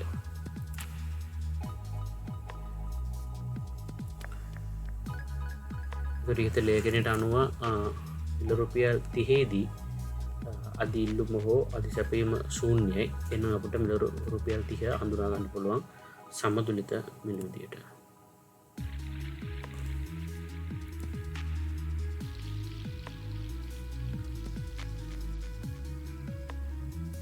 අපිට වෙළඳපොළ සමතුලිතය අධි ඉල්ලුම හා අධි සැපයීම සමීකරණ භාවිතයෙන් විසඳ ගන්න පුළුවන්. එතකොට අපිට ලබා දීලා තියෙනවා ඉහත ලේඛනයට අනුව ඉල්ලුම් සිතේ QD සමාන 120 ඍණ 2p සැපයීම සිතේ QS සමානයි ඍණ QS සමානයි 2p කියලා. එතකොට අපි දන්නවා අපි අධි ඉල්ලුම හෝ අධි සැපයීම හොයන්නේ අධි ඉල්ලුම නම් ඉල්ලුම් ප්‍රමාණය සැපයීම ප්‍රමාණය අඩු කරනවා. අධි සැපයීම නම් සැපයීම ප්‍රමාණය ඉල්ලුම් ප්‍රමාණය අඩු කරනවා. ඒ අනුව අපිට අධි ඉල්ලුම් සිතේ කොට නගා ගන්න පුළුවන්.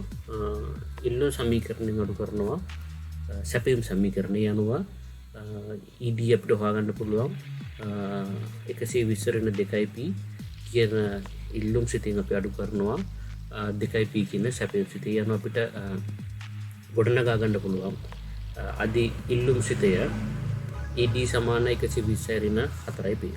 මේ ආකාරයෙන්ම අපිට අධි සැපයීම් සිතේ ගොඩනගා ගන්න පුළුවන්. ඒ අනුව අපිට අධි සැපයීම් සිතේ ඇවිල්ලා තියෙනවා ES සමාන ඍණ 120.4p කියලා. දැන් එතකොට ඉහත අපි ගණනය කිරීම වලින් අපිට පැහැදිලි සමතුලිතයේදී වෙළඳපොළක් සමතුලිත වන අවස්ථාවේදී අධි ඉල්ලුමක් හෝ අධි සැපයීම බිඳුව. එහෙම නැත්නම් අධි ඉල්ලුමක් හෝ අධි සැපයීමක් පවතින්නේ නැහැ. ඒ අනුව අපි මේ ගොඩනගාගත්ත අධි ඉල්ලුම් සිතයටත් අධි සැපයීම් සිතේත් අධි ඉල්ලුම්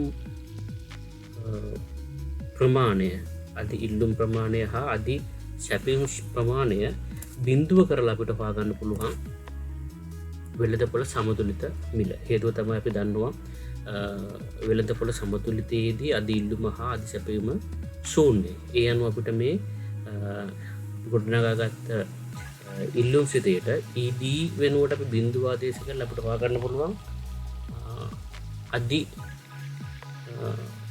අපිට හොයාගන්න පුළුවන් සමතුලිත මිල හොයාගන්න පුළුවන්.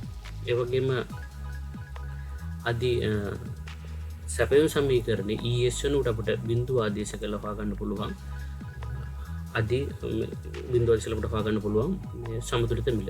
ඒ අනුව අධි සැපයීම් සමීකරණයටත් අධි ඉල්ලුම් සමීකරණයත් සමීකරණ මගින් වෙළඳපොළ සමතුලිත මිල ගණනය කිරීමේදී අපි ගොඩනගා ගන්නා ලද අධි ඉල්ලුම් සිතේට හෝ අධි සැපයීම් සිතේට අධි සැපයීම් සිතේ ප්‍රමාණයට බිඳුව ආදේශ කිරීමෙන් අපිට හොයාගන්න පුළුවන් වෙළඳපොළේ සමතුලිත මිල.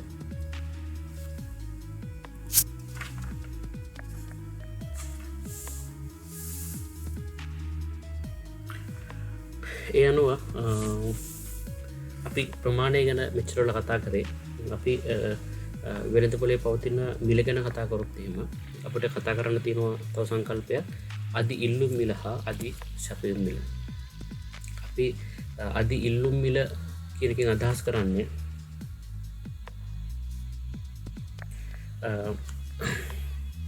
සැපයුම්කරුවන් කිසියම් භාණ්ඩයක යම් මේකක ප්‍රමාණයක් වෙළඳපොළට සැපීමේදී අපේක්ෂා කරන සැපයුම් මිලට වඩා වැඩියෙන් පාරිභෝගිකය ගෙවීමට කැමති මිලක් තිබේ නම් අපි එම මිල හඳුන්වන්නේ අධි ඉල්ලුම් මිල විදියට. ඒ වගේම අපිට අධි ඉල්ලුම් මිල ගණනය කරගන්න පුළුවන් යම්කිසි නිශ්චිත ප්‍රමාණයකදී ඉල්ලුම් මිලෙන් සැපයුම් මිල අඩු කිරීමෙන් අපිට වෙළඳපොළේ පවතින අධි ඉල්ලුම් මිල ගණනය කරගන්න පුළුවන්. එහෙම නැත්නම් සැපයුම් කරුවන් යම්කිසි භාණ්ඩ තොගයක් වෙළඳපොළට සපයලා ඔවුන් අපේක්ෂා කරන මිලට වඩා වැඩි ප්‍රමාණයක් පාරිභෝගිකයන් ගෙවීමට කැමති නම් එම මිල තමයි අපි හඳුන්වන්නේ අධි ඉල්ලුම් මිල විදියට. ඒ වගේම අධි සැපයුම් මිල කියලා කියන්නේ පාරිභෝගිකයන් කිසියම් භාණ්ඩයකට නැත්නම් පාරිභෝගිකයන් කිසියම් භාණ්ඩයක යම් ප්‍රමාණයක් මිලදී ගැනීමට ගෙවීමට කැමති මිලට වඩා වැඩි මිලක් සැපයුම් කරුවන් අපේක්ෂා කරනවා නම් එම මිල අපි හඳුන්වන්නේ අධි සැපයුම් මිල කියලා. අධි සැපයුම් මිල අපිට ගණනය කරන්න පුළුවන් යම් නිශ්චිත ප්‍රමාණයකදී එම ප්‍රමාණයට අදාළ සැපයුම් මිලින් අඩු කරනවා ඉල්ලුම් මිල අඩු කරලා අපිට මේ ආකාරයට අධි ඉල්ලුම් මිල හා අධි සැපයුම් මිල ගණනය කර ගැනීමේ හැකියාවක් තිබෙනවා.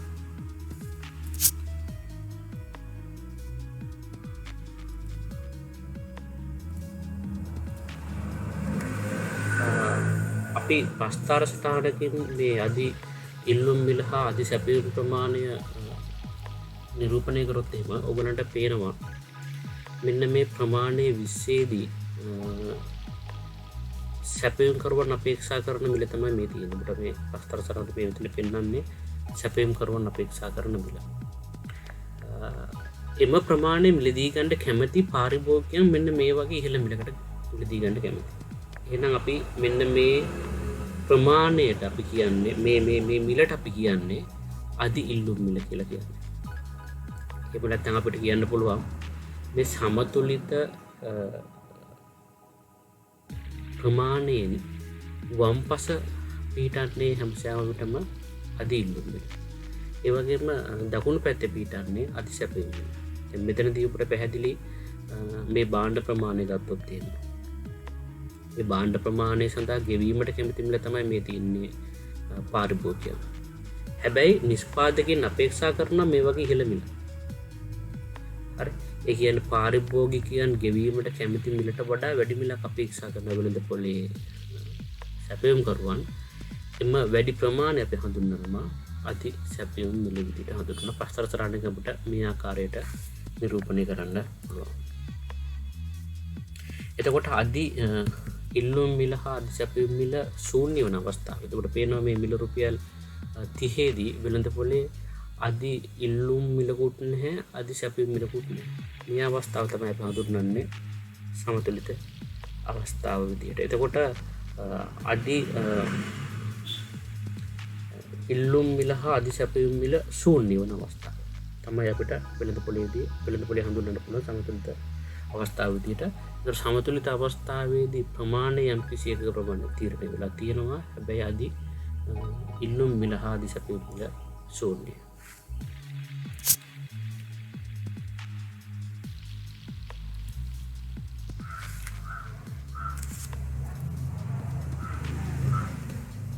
අපි ඊළඟ මාතෘකාව අපේ ආර්ථික අතිරික්තය. අපි ආර්ථික අතිරික්තය හඳුන්වන්නේ වෙළඳපොළ සමතුලිතයේදී හටගන්න ආර්ථික අතිරික්තය කියන එක හඳුන්වන්නේ ඔයගොල්ලෝ දන්නවා තරඟකාරී වෙළඳපොළක් සමතුලිත හුවමාරුවේදී සමස්ත සමාජයට යම්කිසි වාසියක් අත්වෙනවා. හරි. ඒ කියන්නේ සමස්ත සමාජය කියන එක අපි හඳුන්වන්නේ අපි දන්නවා වෙළඳපොළ ආර්ථික පද්ධතිය ඇතුළේ ක්‍රියාත්මක වෙන ප්‍රධාන ආර්ථික කාරක දෙකයි. එකක් තමයි කුටුම්බ අංශය, අනිත් එක තමයි ව්‍යාපාරික අංශය. එතකොට මේ ව්‍යාපාරික අංශයත් කුටුම්බ අංශයත් සමතුලිතයේදී ඉදි කරගන්න වාසිය තමයි අපි හඳුන්වන්නේ ආර්ථික අතිරික්තය විදිහට. එතකොට ආර්ථික අතිරික්තය හැදෙන්නේ පාරිභෝගික අතිරික්තය හා නිෂ්පාදන අතිරික්තය කියන මේ දෙකේ එකතුවෙන්. හේතුව තමයි වෙළඳපොළ ආර්ථික පද්ධතියක ප්‍රධාන ආර්ථික කාරක දෙකයි ඉන්නේ. පාරිභෝගික අතිරික්තය නියෝජනය කරන්නේ පාරිභෝගික පාරිභෝගිකයන් එහෙම නැත්නම් කුටුම්බංශය නිෂ්පාදන අතිරික්තය නියෝජනය කරන්නේ ව්‍යාපාරික අංශය. එතකොට ආර්ථික අතිරික්තය කියලා කියන්නේ වෙළඳපොළක් සමතුලිතතාවයට පත්වීමේදී සමස්ත සමාජයට හිමි වන වාසිය. ඒතර සමස්ත සමාජය හැදෙන්නේ පාරිභෝගිකයන් හා නිෂ්පාදකයන්. එහෙනම් අපිට ආර්ථික අතිරික්තය අපිට ගණනය කරන්න පුළුවන් පාරිභෝගික අතිරික්තයට නිෂ්පාදන අතිරික්තය එකතු කිරීම තුලින්.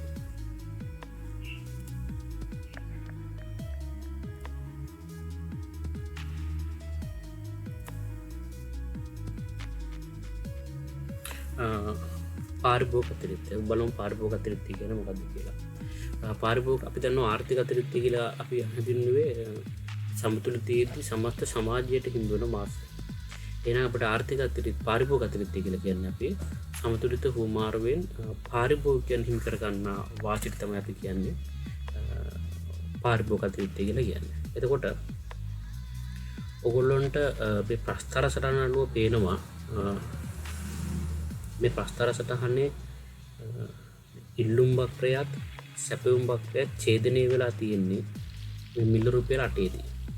එතකොට වෙළඳපොලේ මිල රුපියල් 8ේදී අලෙවි වෙන හා මිලදී ගන්න ප්‍රමාණය 150. හරි. එතකොට ඔය මිල රුපියල් වෙනත ප්‍රමාණය 50ට අඩු අවස්ථාවක් අපි සැලකිලිට ගත්තොත් එහෙම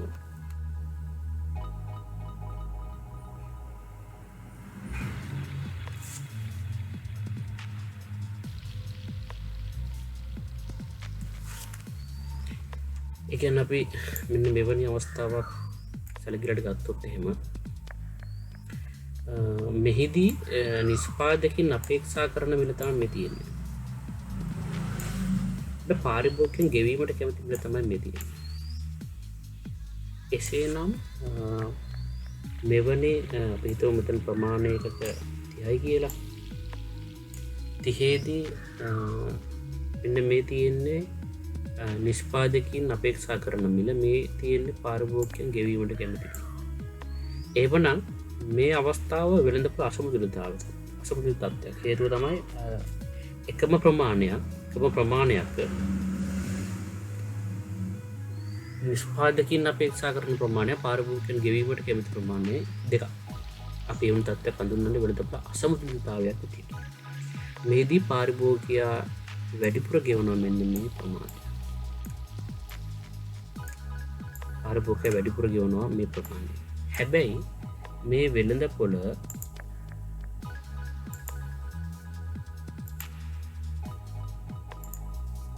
කොට පේනවා මේ වෙළඳපොළ සමතුලිතතාවයට පත්වීම නිසා මිල රුපියල් 8ේදී එවැනි ප්‍රමාණයක්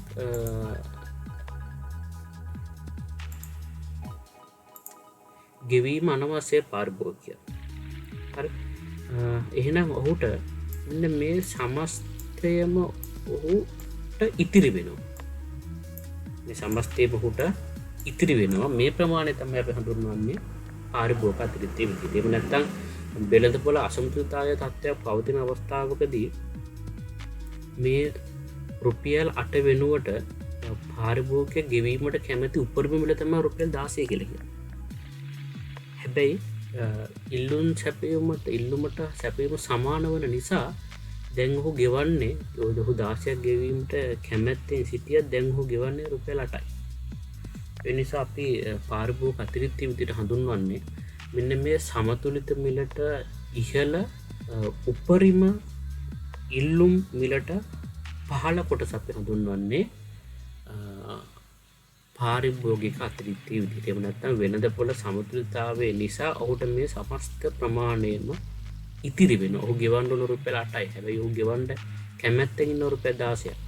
ඔහුට 16ක් ගෙවීමට සිදු නොවන්නේ මෙන්න මේ වෙළඳපොළ සමතුලිතතාවයට පත්වීම නිසා. අපිට පාරිභෝගික අතිරික්තය ගණනය කරන්න පුළුවන්. පාරිභෝගික අතිරික්තය කියලා කියන්නේ නම් පුතේ මෙන්න මේ මම පාට කරලා තිබෙන මෙන්න මේ ත්‍රිකෝණයේ වර්ගඵලයෙන් තමයි අපිට පාරිභෝගික අතිරික්තය ගණනය කරන්න පුළුවන් වෙන්නේ. ඒ සඳහා අපි සමීකරණ ගොඩනගාගෙන තියෙනවා. මේ ත්‍රිකෝණික වර්ගඵලය සොයන්නේ අපි දන්න ත්‍රිකෝණික වර්ගඵල දෙකකින් බෙදන්න ඕනේ. මෙන්න මේ ප්‍රමාණය දුර ගන්න ඕනේ. ඒක අපි ගන්නවා උපරිම ඉල්ලුම් මිලෙන් සමතුලිත මිල අඩු කරලා. එතන වෙනස අපිට ගන්න පුළුවන්. ඊට පස්සේ අපිට මේ පාදේ දිග ගන්න ඕනේ. ඒ කියන්නේ මිල බිඳුව සිට 30 50 දක්වා. එහෙම නැත්නම් සමතුලිත ප්‍රමාණය ගත්තොත් අපිට මේ දුර එනවා. මෙම දුරෙන් වැඩි කරලා අපි දෙකෙන් බෙදලා අපිට පුළුවන් මෙන්න මේ ත්‍රිකෝණ වර්ගඵලය හොයා ගන්න. අපි සූත්‍රයක් විදිහට ගොඩනගා ගන්න තියෙනවා. පාරභෝග අතිරික්තය සමානයි. වරහන් ඇතුලේ උපරිම ඉල්ලුම් මිලෙන් අඩු කරන සමතුලිත මිල ඒ ප්‍රමාණය වැඩි කරනවා. සමතුලිත ප්‍රමාණය වැඩි කළේ එන උත්තරයක් බෙදෙනවා දෙකෙන්. ඒ ආකාරයට අපිට පාරභෝග අතිරික්තය ගණනය කර ගැනීම හැකියාව තිබෙනවා. මේ ප්‍රස්තර සටහන අනුව ගණනය කර ගන්නා ලද පාරභෝග අතිරික්තය ඒකක 200යි. සමතුලිතතාවයට මේ වෙළඳපොළ පත් වීම නිසා පාරිභෝගිකයාට ඉතිරි වෙන ප්‍රමාණය තමයි 200.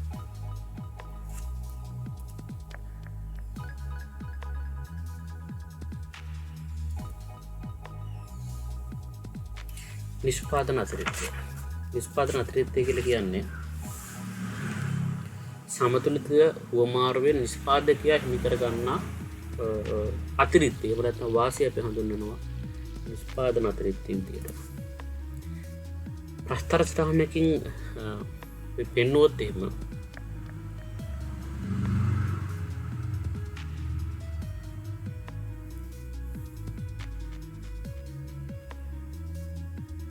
ප්‍රස්තර සටහනකම නිරූපණය කරොත් අපි නිෂ්පාදන අතිරික්තය නිරූපණය කරන්නේ අවම සැපයුම් මිලත් සමතුලිත මිලත් අතර පවතින ප්‍රමාණය තමයි අපි පෙන්වන්නේ නිෂ්පාදන අතිරික්තය විදිහට. සමතුලිතය නිසා නිෂ්පාදකයට ඉතිරි වන ප්‍රමාණය. අපි උදාහරණයක් විදිහට ගත්තොත් එහෙම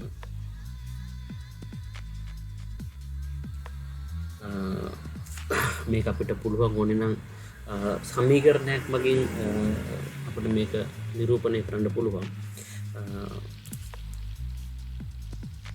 සමතුලිත මිලෙන් අඩු කරනවා අවම සැපයුම් මිල, වැඩි කරනවා සමතුලිත ප්‍රමාණයෙන්, බෙදනවා දෙකෙන්. හේතුව අපි දන්නවා ත්‍රිකෝණික වර්ගඵල ගන්න අපි දෙකෙන් බෙදන්න ඕනේ. ඒ ආකාරයට ඉහත ප්‍රස්තර සටහනේ පෙන්වුම් කරන නිෂ්පාදන අතිරික්තය අපිට ගණනය කරන්න පුළුවන්. නිෂ්පාදන අතිරික්තය ඇවිල්ලා තියෙනවා 200. දැන් වෙළඳපොලේ ඔයගොල්ලෝ හිතන්න තීරණය වෙලා තියෙන මිල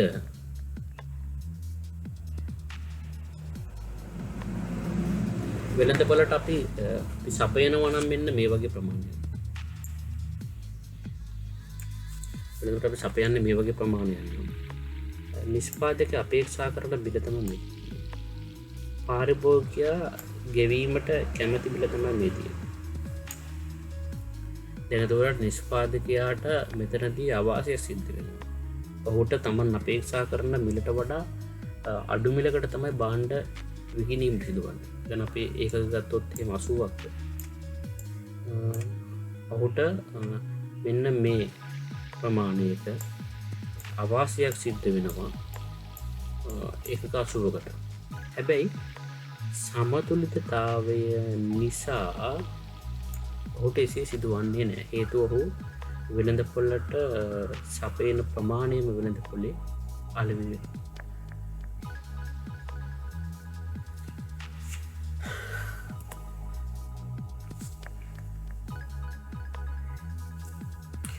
හොඳයි, ඔයාලට පැහැදිලි. එහෙනම් වෙළඳපොළක් සමතුලිතතාවයට පත්වීමේදී එහි වාසය නිෂ්පාදකයාට සහ පාරිභෝගිකයා කියන දෙගොල්ලොන්ටම යනවා. එහෙනම් මේ පාර්ශ්ව දෙකටම වාසිදායක තත්ත්වයක් ඇතිවන්නේ වෙළඳපොළ සමතුලිතතාවය පවතින අවස්ථාවකදී. එසේ නොමැති සෑම අවස්ථාවකදීම සමස්ත ආර්ථිකයේ කිනම් හෝ පාර්ශවයකට යම්කිසි අගතියක් සිද්ධ වෙනවා. කොයික පාරිභෝගිකයාට වෙන්න පුළුවන්, එසේනත් නිෂ්පාදකයාට සිද්ධ වෙන්න පුළුවන්.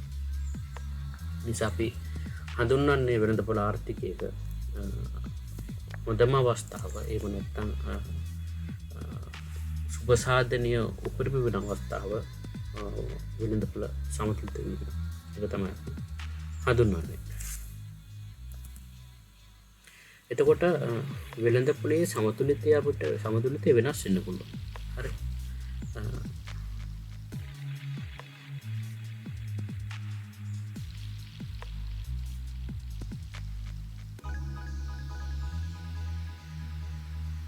එතකොට තරගකාරී වෙළඳ පොලක සමතුලිත මිලේදී මිල හැර අනෙකුත් සාධ්‍යකයක බලපෑම නිසා ඉල්ලුම් හෝ සැපයුම් වක්‍ර වල විතන්වීමක් සිද්ධ වෙන්න පුළුවන්. අපි දන්නවා අපි නිශ්චිත අවස්ථාවකදී ඉල්ලුම් සැපයුම් වක්‍ර නිර්මාණය කරන්නේ අදාළ භාණ්ඩයට. එහෙම නැත්නම් සලකා බලන භාණ්ඩයේ මිල හැර අනෙකුත් සියලු සාධක ස්ථාවරයි කියන උපකල්ල පරිපණය මත තමයි අපි ඉල්ලුම් සැපයුම් වක්‍ර නිර්මාණය කරන්නේ. එතකොට අපි මේ ස්ථාවරයි කියලා උපකල්පනය කරන සාධකයක වෙනස් වීම නිසා අපි දන්නවා එක්කෝ ඉල්ලුම් වක්‍රය එහෙම නැත්නම් සැපයුම් වක්‍රය. මේ වක්‍ර විතැන් වෙන්න බලපාන. එක්ක දකුණට නැත්නම් වමට. එතකොට මෙවැනි ආකාරයට ඉල්ලුම් සැපයුම් වක්‍රවල විතැන්වීම නිසා වෙළඳ පොලේ හටගෙන තිබෙන සමතුලිතය වෙනස් වෙන්න පුළුවන්. එවැනි ආකාර අපි තුනක් ප්‍රධාන වශයෙන් හඳුනා ගන්නවා. පළවෙනි එක තමයි සැපයුම් වක්‍රය ස්ථාවර තිබීදී ඉල්ලුම් වක්‍රය සිදුවන වෙනස් වීම. නැත්නම් ඉල්ලුම් වක්‍රයේ වමට හෝ දකුණට සිදුවන විතැන්වීම. දෙවෙනි එක ඉල්ලුම් වක්‍රය ස්ථාවර තිබීදී සැපයුම් වක්‍රය වෙනස් වීම. එහෙම නැත්නම් සැපයුම් වක්‍රය වමට හෝ දකුණට විතැන්වීම. තුන්වෙනි අවස්ථාව ඉල්ලුම් හා සැපයුම් කියන වක්‍ර දෙකම වෙනස් වෙන්න පුළුවන්. ඉල්ලුම් වක්‍රයත් වෙනස් විතැන් වෙනවා, සැපයුම් වක්‍රයත් විතැන් වෙනවා. මේ හේතුව නිසා මේ හේතු තුන නිසා වෙළඳ පොලේ සමතුලිතය වෙනස් වෙන්න පුළුවන්. සැපයුම් වක්‍රයේ ස්ථාවර තිබීදී ඉල්ලුම් වක්‍රය වෙනස් වෙනවා. ඉල්ලුම් වක්‍රය වෙනස් වීම අපිට දෙවිදිහකට ගන්න පුළුවන්. සැපයුම් වක්‍රය ඔබට පේනවා මේ ස්කින වක්‍රයේ වෙනසක් වෙලා නැහැ. වෙනසක් වෙන්නේ නැතුව තිබීදී ඉල්ලුම් වක්‍රය දකුණට විතන්න පුළුවන්. නැත්නම් ඉල්ලුම් ප්‍රමාණය ඉල්ලුමේ වැඩිවීමක් වෙන්න පුළුවන්. එවිට මේ විතන්වීමට කලින් ඉල්ලුම් වක්‍රය විතන්වීමට කලින් පෙර සමතුලිතය තමයි අපි මේ E කියන එකෙන් අපි නිරූපණය කරලා තියෙන්නේ. දැන් ඉල්ලුම් වක්‍රය වෙනස් වීම නිසා සමතුලිතය E1 දක්වා වැඩි වෙලා තියෙනවා. ඒ අනුව සමතුලිත මිල වැඩි වෙලා තියෙනවා. ඒ වගේම සමතුලිත ප්‍රමාණය වැඩි වෙලා තියෙනවා. ඒ වගේම මේ ඉල්ලුම් වක්‍රයේ වමට විතන්වීම නිසා හරි D0 කියන වක්‍රයේ D1 දක්වා වමට විතන්වීම නිසා වෙළඳ පොලේ සමතුලිත මිල හා ප්‍රමාණය අඩුවීමක් වෙලා තිබෙනවා. මේ ආකාරයට සැපයුම් වක්‍රයේ ස්ථාවර තිබියදී ඉල්ලුම් වක්‍රයේ සිදුවන වෙනස් වීමක් නිසා සමතුලිතය වෙනස් වෙන්න පුළුවන්.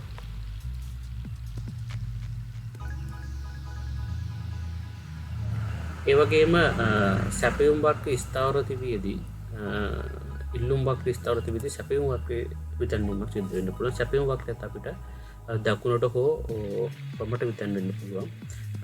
සැපයුම් වක්‍රයේ විතන්වීමත් සමතුලිතය වෙනස් වීමට බලපානවා. ඒ ආකාරයට මෙම වක්‍ර දෙකම එකවර විතන්වීමක් සිද්ධ වෙන්නත් පුළුවන්. ඉල්ලුම් වක්‍රය හා සැපයුම් වක්‍ර කියන දෙකම එකවර වමට හෝ දකුණට විතන් වෙන්න පුළුවන්. එහෙම විතන් වුණොත් ඒත් අනිවාර්යයෙන්ම වෙළඳ පොලේ තීරණය වෙලා තියෙන සමතුලිත මිල හා ප්‍රමාණය වෙනස් වෙනවා. ඒ ආකාරයට වෙළඳ පොලක සමතුලිතය වෙනස් වෙන්න පුළුවන්. එතකොට අපි ඔකට පැහැදිලි මේ මුලින් කිව්වා වෙළඳ පොලක සමතුලිත වීම තමයි වෙළඳ පොලේ සිටින පාරිභෝගිකයන්ට නිෂ්පාදකයන්ටත් වඩාත්ම වාසිදායක තත්ත්වය. එතකොට වෙළඳ පොලක් සමතුලිතයේදී ආර්ථික කාර්යක්ෂමතාවය ආර්ථික කාර්යක්ෂමතාවය තහවුරු වෙනවාද? එතකොට අපි දන්නවා ආර්ථික කාර්යක්ෂමතාවය කියලා කියන්නේ සම්පත් බෙදා වෙන් කිරීමේ කාර්යක්ෂමතාවය හා නිෂ්පාදනයේ කාර්යක්ෂමතාවය කියන මේ දෙකම එකතු වෙලා තමයි මේ දෙකෙන්ම තම ආර්ථික කාර්යක්ෂමතාවය තීරණය වෙන්නේ. අපි මුලින්ම බලමු මේ වෙළඳ පොළක් සමතුලිතයේදී සම්පත් බෙදා වෙන කිරීමේ කාර්යක්ෂමතාවය තහවුරු වෙනවාද කියලා. එතකොට වෙළඳ පොළක් සමතුලිතයේදී කොන්දේසි 3ක් එකවර ඉෂ්ට වෙනවා. එකක් තමයි ආන්තික ප්‍රතිලාභ ආන්තික පිරිවැයට සමාන වෙනවා. ආර්ථික ප්‍රතිලාභ ආන්තික පිරිවැයට සමාන වෙනවා. එතකොට ඔබ නිර්මාණය කරොත් එහෙම ඉල්ලුම් වක්‍රයක්. හරි. මේ ඉල්ලුම් වක්‍රයේ විවිධ මිල ගණන් වලදී නිරූපණය කරන්නේ ආන්තික ප්‍රතිලාභ. හරි. එහෙම නැත්නම් දන්නවා පාරිභෝගික භාණ්ඩ හා සේවා පරිභෝජනය කිරීමෙන් ලබන තෘප්තිය තමයි නිරූපණය කරන්නේ. ඒ වගේම තමයි සැපයුම් වක්‍රයේදී සෑම විටම නිරූපණය කරන්නේ විවිධ මිල ගණන් වලදී ආන්තික පිරිවැය. ඔහු සැපයුම් කරුවෙක් තමන්ගේ වක්‍රය දිගේ සැපයුම් වක්‍රය දිගේ වමේ සිට දකුණට ගමන් කරොත් ඔහුගේ නිෂ්පාදනය ක්‍රමක්‍රමයෙන් වැඩි වෙනවා. ක්‍රමක්‍රමයෙන් නිෂ්පාදනය වැඩි වෙනකොට ඔහුගේ පිරිවැය වැඩි වෙනවා. ඒ වගේම පාරිභෝගිකයෙක් තමන්ගේ ඉල්ලුම් වක්‍රයේ ඉහළ සිට පහළට ගමන් කිරීමේදී ඔහු ආර්භෝජනය කරන භාණ්ඩ ප්‍රමාණය වැඩිවීමක් සිදු වෙනවා. ඒ කියන්නේ ඔහු ලබන උපයෝගීතාවය වැඩි වෙනවා. එතකොට මේ වක්‍ර දෙක ඡේදනය වන තැනදී පාරිභෝගිකයෙක් ලබන ප්‍රතිලාභයයි නිෂ්පාදකයෙක් ඒ සඳහා දරන පිරිවැය සමාන වෙනවා. එතකොට සමතුලිතයේදී ඉෂ්ට වෙන එක කොන්දේසියක් තමයි ආන්තික ප්‍රතිලාභ ආන්තික පිරිවැයට සමාන වෙන්නේ.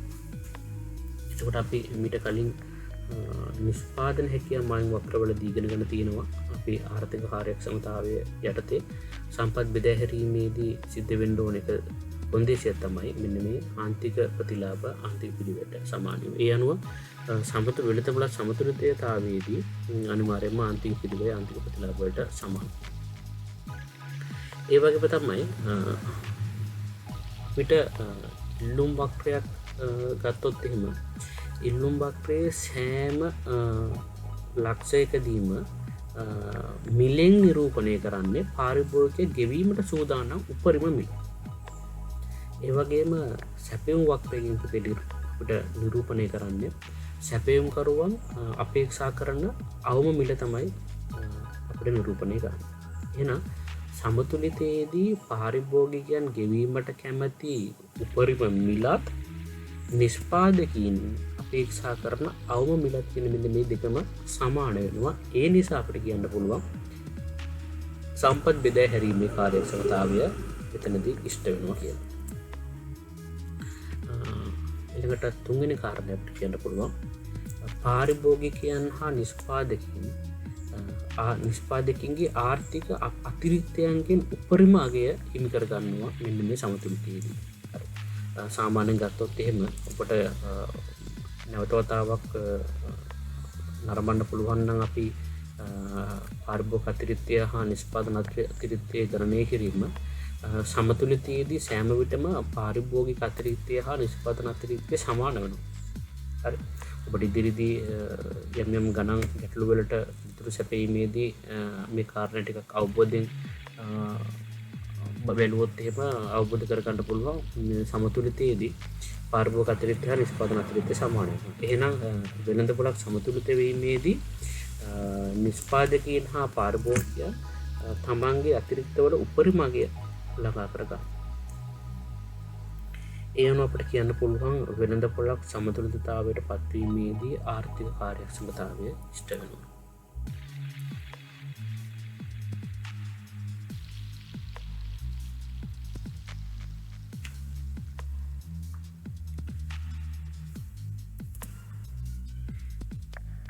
ඒ වගේම අසමතුලිත අවස්ථාවකදී යම්කිසි ආර්ථිකයක් අසමතුලිත අවස්ථාවකදී ආර්ථික කාර්යක්ෂමතාවය බිඳ වැටෙනවා. හේතුව තමයි කිසියම් ආර්ථිකයක් අසමතුලිතව පවතින විටදී අධි ඉල්ලුමක් හෝ අධි සැපයුමක් අනිවාර්යෙන් පවතිනවා. එතකොට ආර්ථික කාර්යක්ෂමතාවය එහිදී හීන වෙනවා. හේතුව තමයි වෙළඳ පොලේ සමහරක් අවස්ථාවලදී බාණ්ඩ හිගියක්, සමහරක් අවස්ථාවලදී බාණ්ඩ අතිරික්තයක් හටගන්න. එතකොට වෙළඳ පොල විකෘති වෙනවා. එහෙම නැත්නම් නිෂ්පාදකයින්ගේ අපේක්ෂා බිඳ වැටෙනවා, පාරිභෝගිකයන්ගේ අපේක්ෂා බිඳ වැටෙනවා. පාරිභෝගික වෙළඳ පොලට බාණ්ඩයක් විදී ගැනීමට යාමේදී උටින් බාණ්ඩ ලබා ගැනීම නොහැකි වෙනවා. ඇතැම් අවස්ථාවලදී නිෂ්පාදකයන්ට තමන්ගේ බාණ්ඩ වෙළඳ පොලේදී අලෙවි කරගන්න බැරුව යනවා. එතකොට ආර්ථිකයක් අසමතුලිතව පවතින අවස්ථාවලදී ආර්ථික කාර්යක්ෂම බිඳ වැටෙනවා. ඒක අනිවාර්යයෙන්ම සිද්ධ වෙන කාරණයක්. ඔයගොල්ලන්ට දැන් පැහැදිලි කොහොමද වෙළඳ පොලක් සමතුලිත වෙන්නේ. හරි. එතකොට අපි කතා කරා ඉල්ලුම් සැපයුම් ලේඛන සමීකරණ ප්‍රස්ථාර අධි ඉල්ලුම් අධි සැපයුම් ලේඛන ප්‍රස්ථාර සමීකරණ මේ සෑම ආකාරයකින්ම අපිට වෙළඳ පොළ සමතුලිතය නිරූපණය කරන්න පුළුවන්. එතකොට ඒ වගේම අපි කතා කරා වෙළඳ පොළ සමතුලිත අවස්ථාවේදී සමස්ත සමාජයේම වාසිය උපරිම වෙනවා. එහෙම නැත්නම් සියලු දෙනාටම හොඳ තත්ත්වයක් තමයි වෙළඳ පොළ සමතුලිතය කියලා කියන්නේ. අපි දන්නවා ඕනෑම ආර්ථිකයක් එහෙම නැත්නම් ඕනෑම රටක් ඕනෑම සමාජයක් තමන්ට අවශ්‍ය භාණ්ඩ හා සේවා නිෂ්පාදනය කරනවා. ඉතාම සුළු ප්‍රමාණයක් තමයි අපි සුබාධර්මයෙන් සපයා ගන්න. බොහෝමයක් අපේ අවශ්‍යතා හා වමන සපුරා ගන්නේ අපි විසින්ම භාණ්ඩ හා සේවා නිෂ්පාදනය කරනවා. වර්තමානයේ වෙනකොට ව්‍යාපාර අංශය තමයි භාණ්ඩ හා සේවා නිෂ්පාදනය කරන්නේ. එතකොට අපි නිෂ්පාදනය යන සංකල්පය අපි කතා කරලා තිබෙනවා පළවෙනි පාඩමේ ඔයගොල්ලොත් එක්ක. නිෂ්පාදන හැකියාව මායිම් වක්‍ර තුලින්. එතකොට පුතලට මතකද අපි නිෂ්පාදන හැකියාව මායිම් වක්‍රයක ආර්ථික කාර්යක්ෂමතාවයේ තියෙන සංකල්පය අපි නිරූපණය කරා. එතනදී අපි මේ ඉල්ලුම් සැපයුම් බලවේග අපි යම් තාක් දුරකට ප්‍රයෝජනයට ගත්තා. ඒ වගේම තමයි වෙළඳ පොළ සමතුලිතය නම් හොඳම අවස්ථාව නිෂ්පාදකීන්ගේ අපේක්ෂාත් පාරිභෝගිකයන්ගේ අපේක්ෂාත් ඉෂ්ට වෙන්න ඕන. එhmenan අපි අපිට එන්න පුළුවන් තර්කයක් කොටන ගන්න පුළුවන්. වෙළඳ පොළක් සමතුලිත වෙන අවස්ථාවේදී ආර්ථික කාර්යක්ෂමතාවයේ ඉෂ්ට වෙනවා. එතකොට අපි දන්නවා ආර්ථික කාර්යක්ෂමතාවය ඉෂ්ට වෙන්න නම් තව කාර්යක්ෂමතා දෙකක් ඉෂ්ට වෙන්න ඕන. එකක් තමයි නිෂ්පාදන කාර්යක්ෂමතාව. එතකොට අපි නිෂ්පාදන හැකියාව මායිම් වක්‍රයක් ඇඳොත් එහෙම මේ අතරට නිෂ්පාදන හැකියාව මායිම් වක්‍රයක් ඇඳොත් එහෙම මේ නිෂ්පාදන හැකියාව මායිම් වක්‍රයේ මත පිහිටි ඕනෑම ලක්ෂයකින් නිරූපණය වන්නේ නිෂ්පාදනය කාර්යක්ෂමතාවය. හරි. නැත්තම් එම ආර්ථිකය තමන් සතු සියලුම සම්පත් පූර්ණ සේවා නියුක්තියේ යටතේ ඒ වගේම පවතින උපරිම තාක්ෂණය භාවිතා කරලා භාණ්ඩ හා සේවා නිෂ්පාදනය කරනවා. ඒ වගේම තරගකාරී වෙළඳ පොළක් තුළ අනිවාර්යයෙන්ම නිෂ්පාදන ආයතන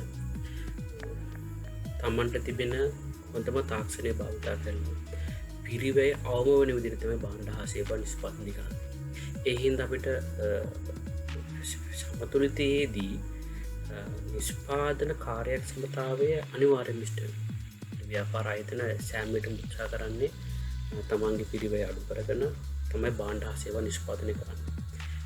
ඒ නිසා අපිට ඒ කියන්නේ චර ලොකුවට හිතන්න දෙයක් නෑ. අනිවාර්යයෙන්ම ව්‍යාපාර ආයතන පිරිවැය අමු වන විදිහට භාණ්ඩ හා සේවා නිෂ්පාදනය කරනවා. හැබැයි ආර්ථික කාර්යක්ෂමතාව ඉෂ්ට වෙන්න නිෂ්පාදන කාර්යක්ෂමතාවය පමණක් ඉෂ්ට වුණු පමණින් ආර්ථික කාර්යක්ෂමතාව ඉෂ්ට වෙන්නේ. ඒකට තව එකක් ඉෂ්ට වෙන්න ඕනේ. ඒක තමයි සම්පත් බෙදා හැරීමේ කාර්යක්ෂමතාව. අපි බලමු සමතුලිතයේදී සම්පත් බෙදා හැරීමේ කාර්යක්ෂමතාවය ඉෂ්ට වෙනවද කියලා. හරි. ඔයාලට පේනවා මෙන්න මේ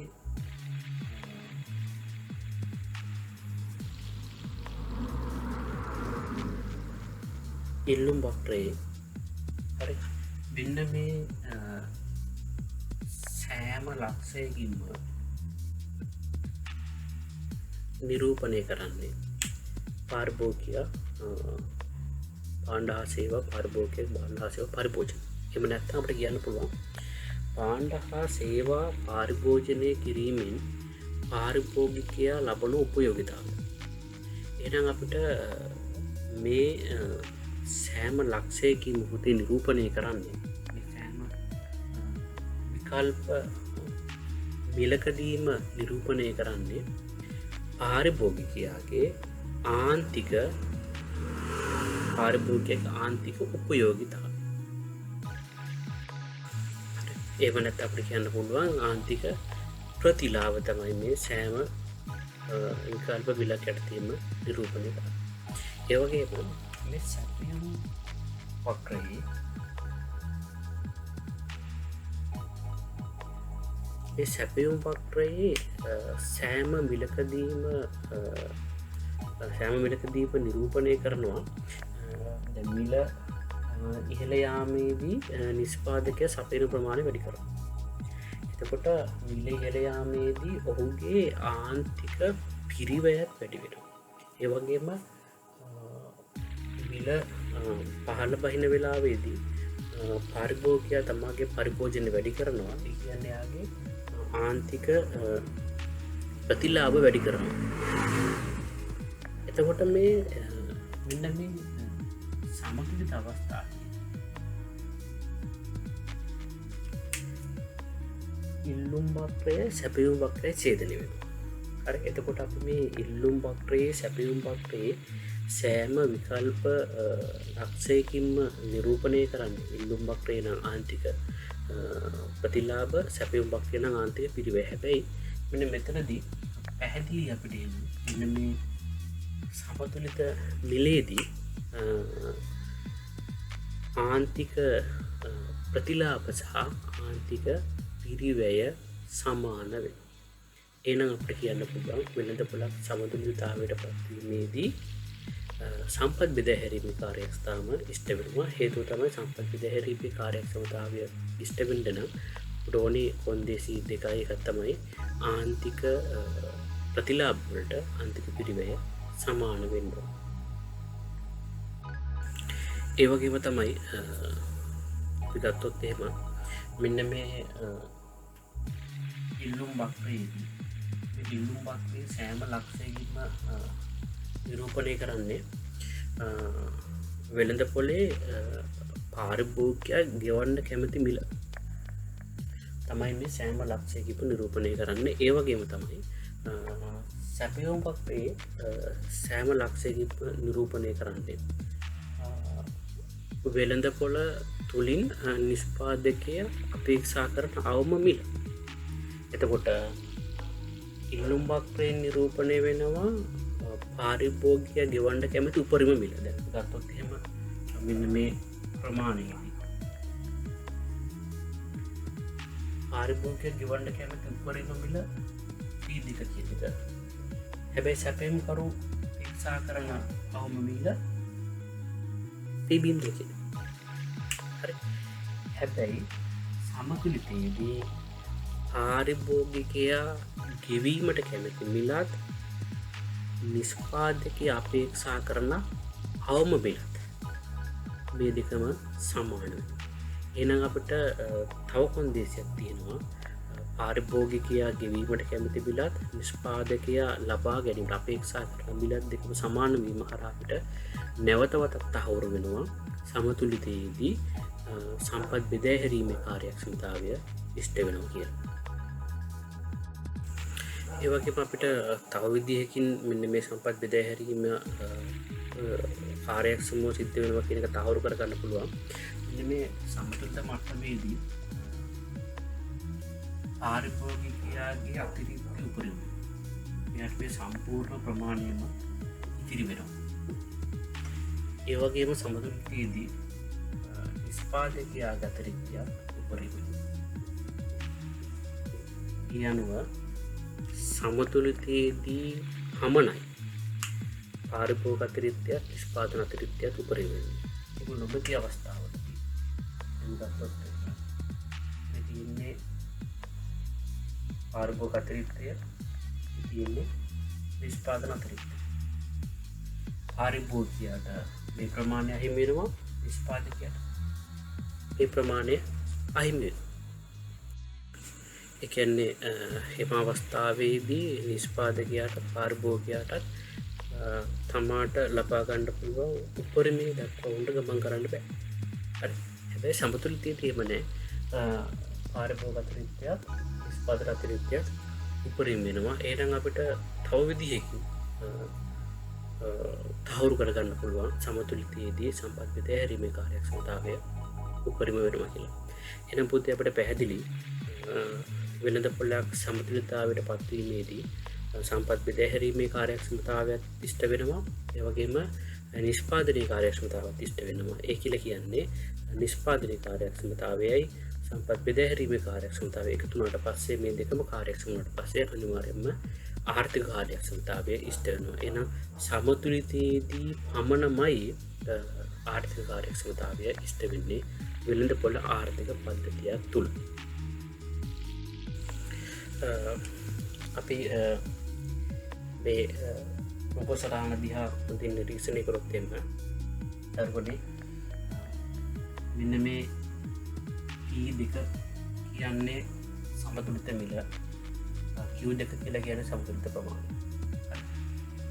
E කියන ලක්ෂයේදී වෙළඳපොළ සමතුලිතතාවයට පත් වෙනවා. ප්‍රමාණය වෙළඳපොළේ ප්‍රමාණය Q1 දක්වා පහත වැටුනොත් එහෙම. හරි නැත්නම් Q1 දක්වා අඩු වුණොත් එහෙම වෙළඳපොළ අසමතුලිත වෙනවා. හේතුව තමයි මේ Q1 කියන ප්‍රමාණය කියන ප්‍රමාණයෙන් මේ නිෂ්පාදකයන් අපේක්ෂා කරන අවම මිල තමයි P1 කියලා කියන්නේ. ඒ වගේම පාරිභෝගිකයන්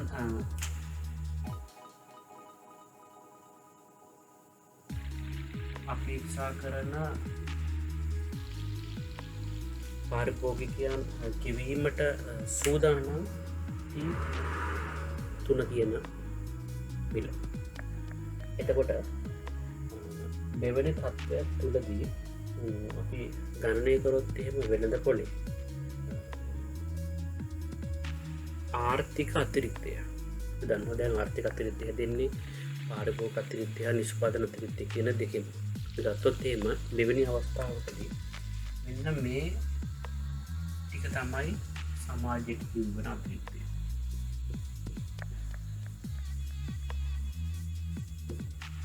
වෙළඳපොළක් අසමතුලිතව පවතින අවස්ථාවකදී. හරි.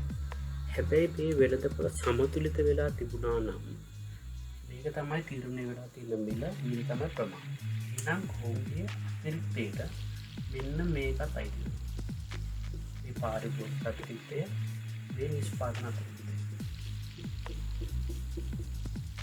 හැබැයි වෙළඳපොළ අසමතුලිතතාවයට පත්වීම නිසා පාරිභෝගිකයාට මේ ප්‍රමාණයකුත් නිෂ්පාදකයාට මේ ප්‍රමාණයකුත් සමස්තයක් වශයෙන් සමස්ත ආර්ථිකයටම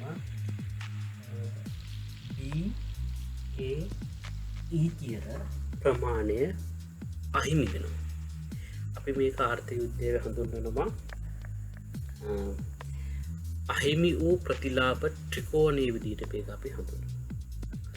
එහෙම වෙන්න හේතුව තමයි අපට පැහැදිලි කරගන්න පුළුවන් නේද? එහෙම වෙන්න හේතුව තමයි මෙන්න මේ ප්‍රමාණය සම්පූර්ණයෙන්ම ආර්ථිකයට අහිමි වෙනවා. කියන්නේ පාරිභෝගිකයාට මෙන්න මේ ප්‍රමාණයකුත් නිෂ්පාදකයට මෙන්න මේ ප්‍රමාණයකුත් අහිමිනවා. සමස්තයක් විදියට සමස්ත සමාජයට මේ සම්පූර්ණ ප්‍රමාණය හින්දත් මේකට කියනවා අහිමි වූ ප්‍රතිලාභ ත්‍රිකෝණය කියලා හඳුන්වනවා. ඒ වගේම තමයි ප්‍රමාණය කිව් දෙකේ සිට කිව් එක දක්වා පහත වැටුණොත් එහෙම වෙළඳ පොලේ ඇතිවෙනවා අති ඉල්ලුම් තත්ත්වයක් ඇති වෙනවා. වෙළඳ පොලේ අති ඉල්ලුම් තත්ත්වයක් ඇති වෙනවා. ඒ වගේම ප්‍රමාණය කිව් දෙකේ සිට කිව් 3 දක්වා ඉහළ ගියොත් එහෙම කිව් 3 කියන ප්‍රමාණයට නිෂ්පාදකයා පාරිභෝගිකයා ගෙවන්න කැමති මෙන්න මේ ප්‍රමාණය. මෙන්න මේ C කියන ලක්ෂණ නිරූපණය වන්නේ ගෙවන්න කැමති මිල. හැබැයි නිෂ්පාදකයා අපේක්ෂා කරන්නේ මෙන්න මේ G කියන මිල අපේක්ෂා කරන්නේ. හැබැයි උඩ වෙළඳ පොලේ ඇතුළු ලැබෙන්නේ මෙන්න මේ C කියන උඩ මේ ප්‍රමාණයට ඇති වෙනවා අති සැපයුමක් වෙළඳ පොලේ ඇති වෙනවා. එහෙමනම් අනිවාර්යයෙන්ම ඔබට පැහැදිලි සමතුලිතයේදී පමණයි ආර්ථික කාර්යක්ෂමතාවය ඉෂ්ට වෙන්නේ.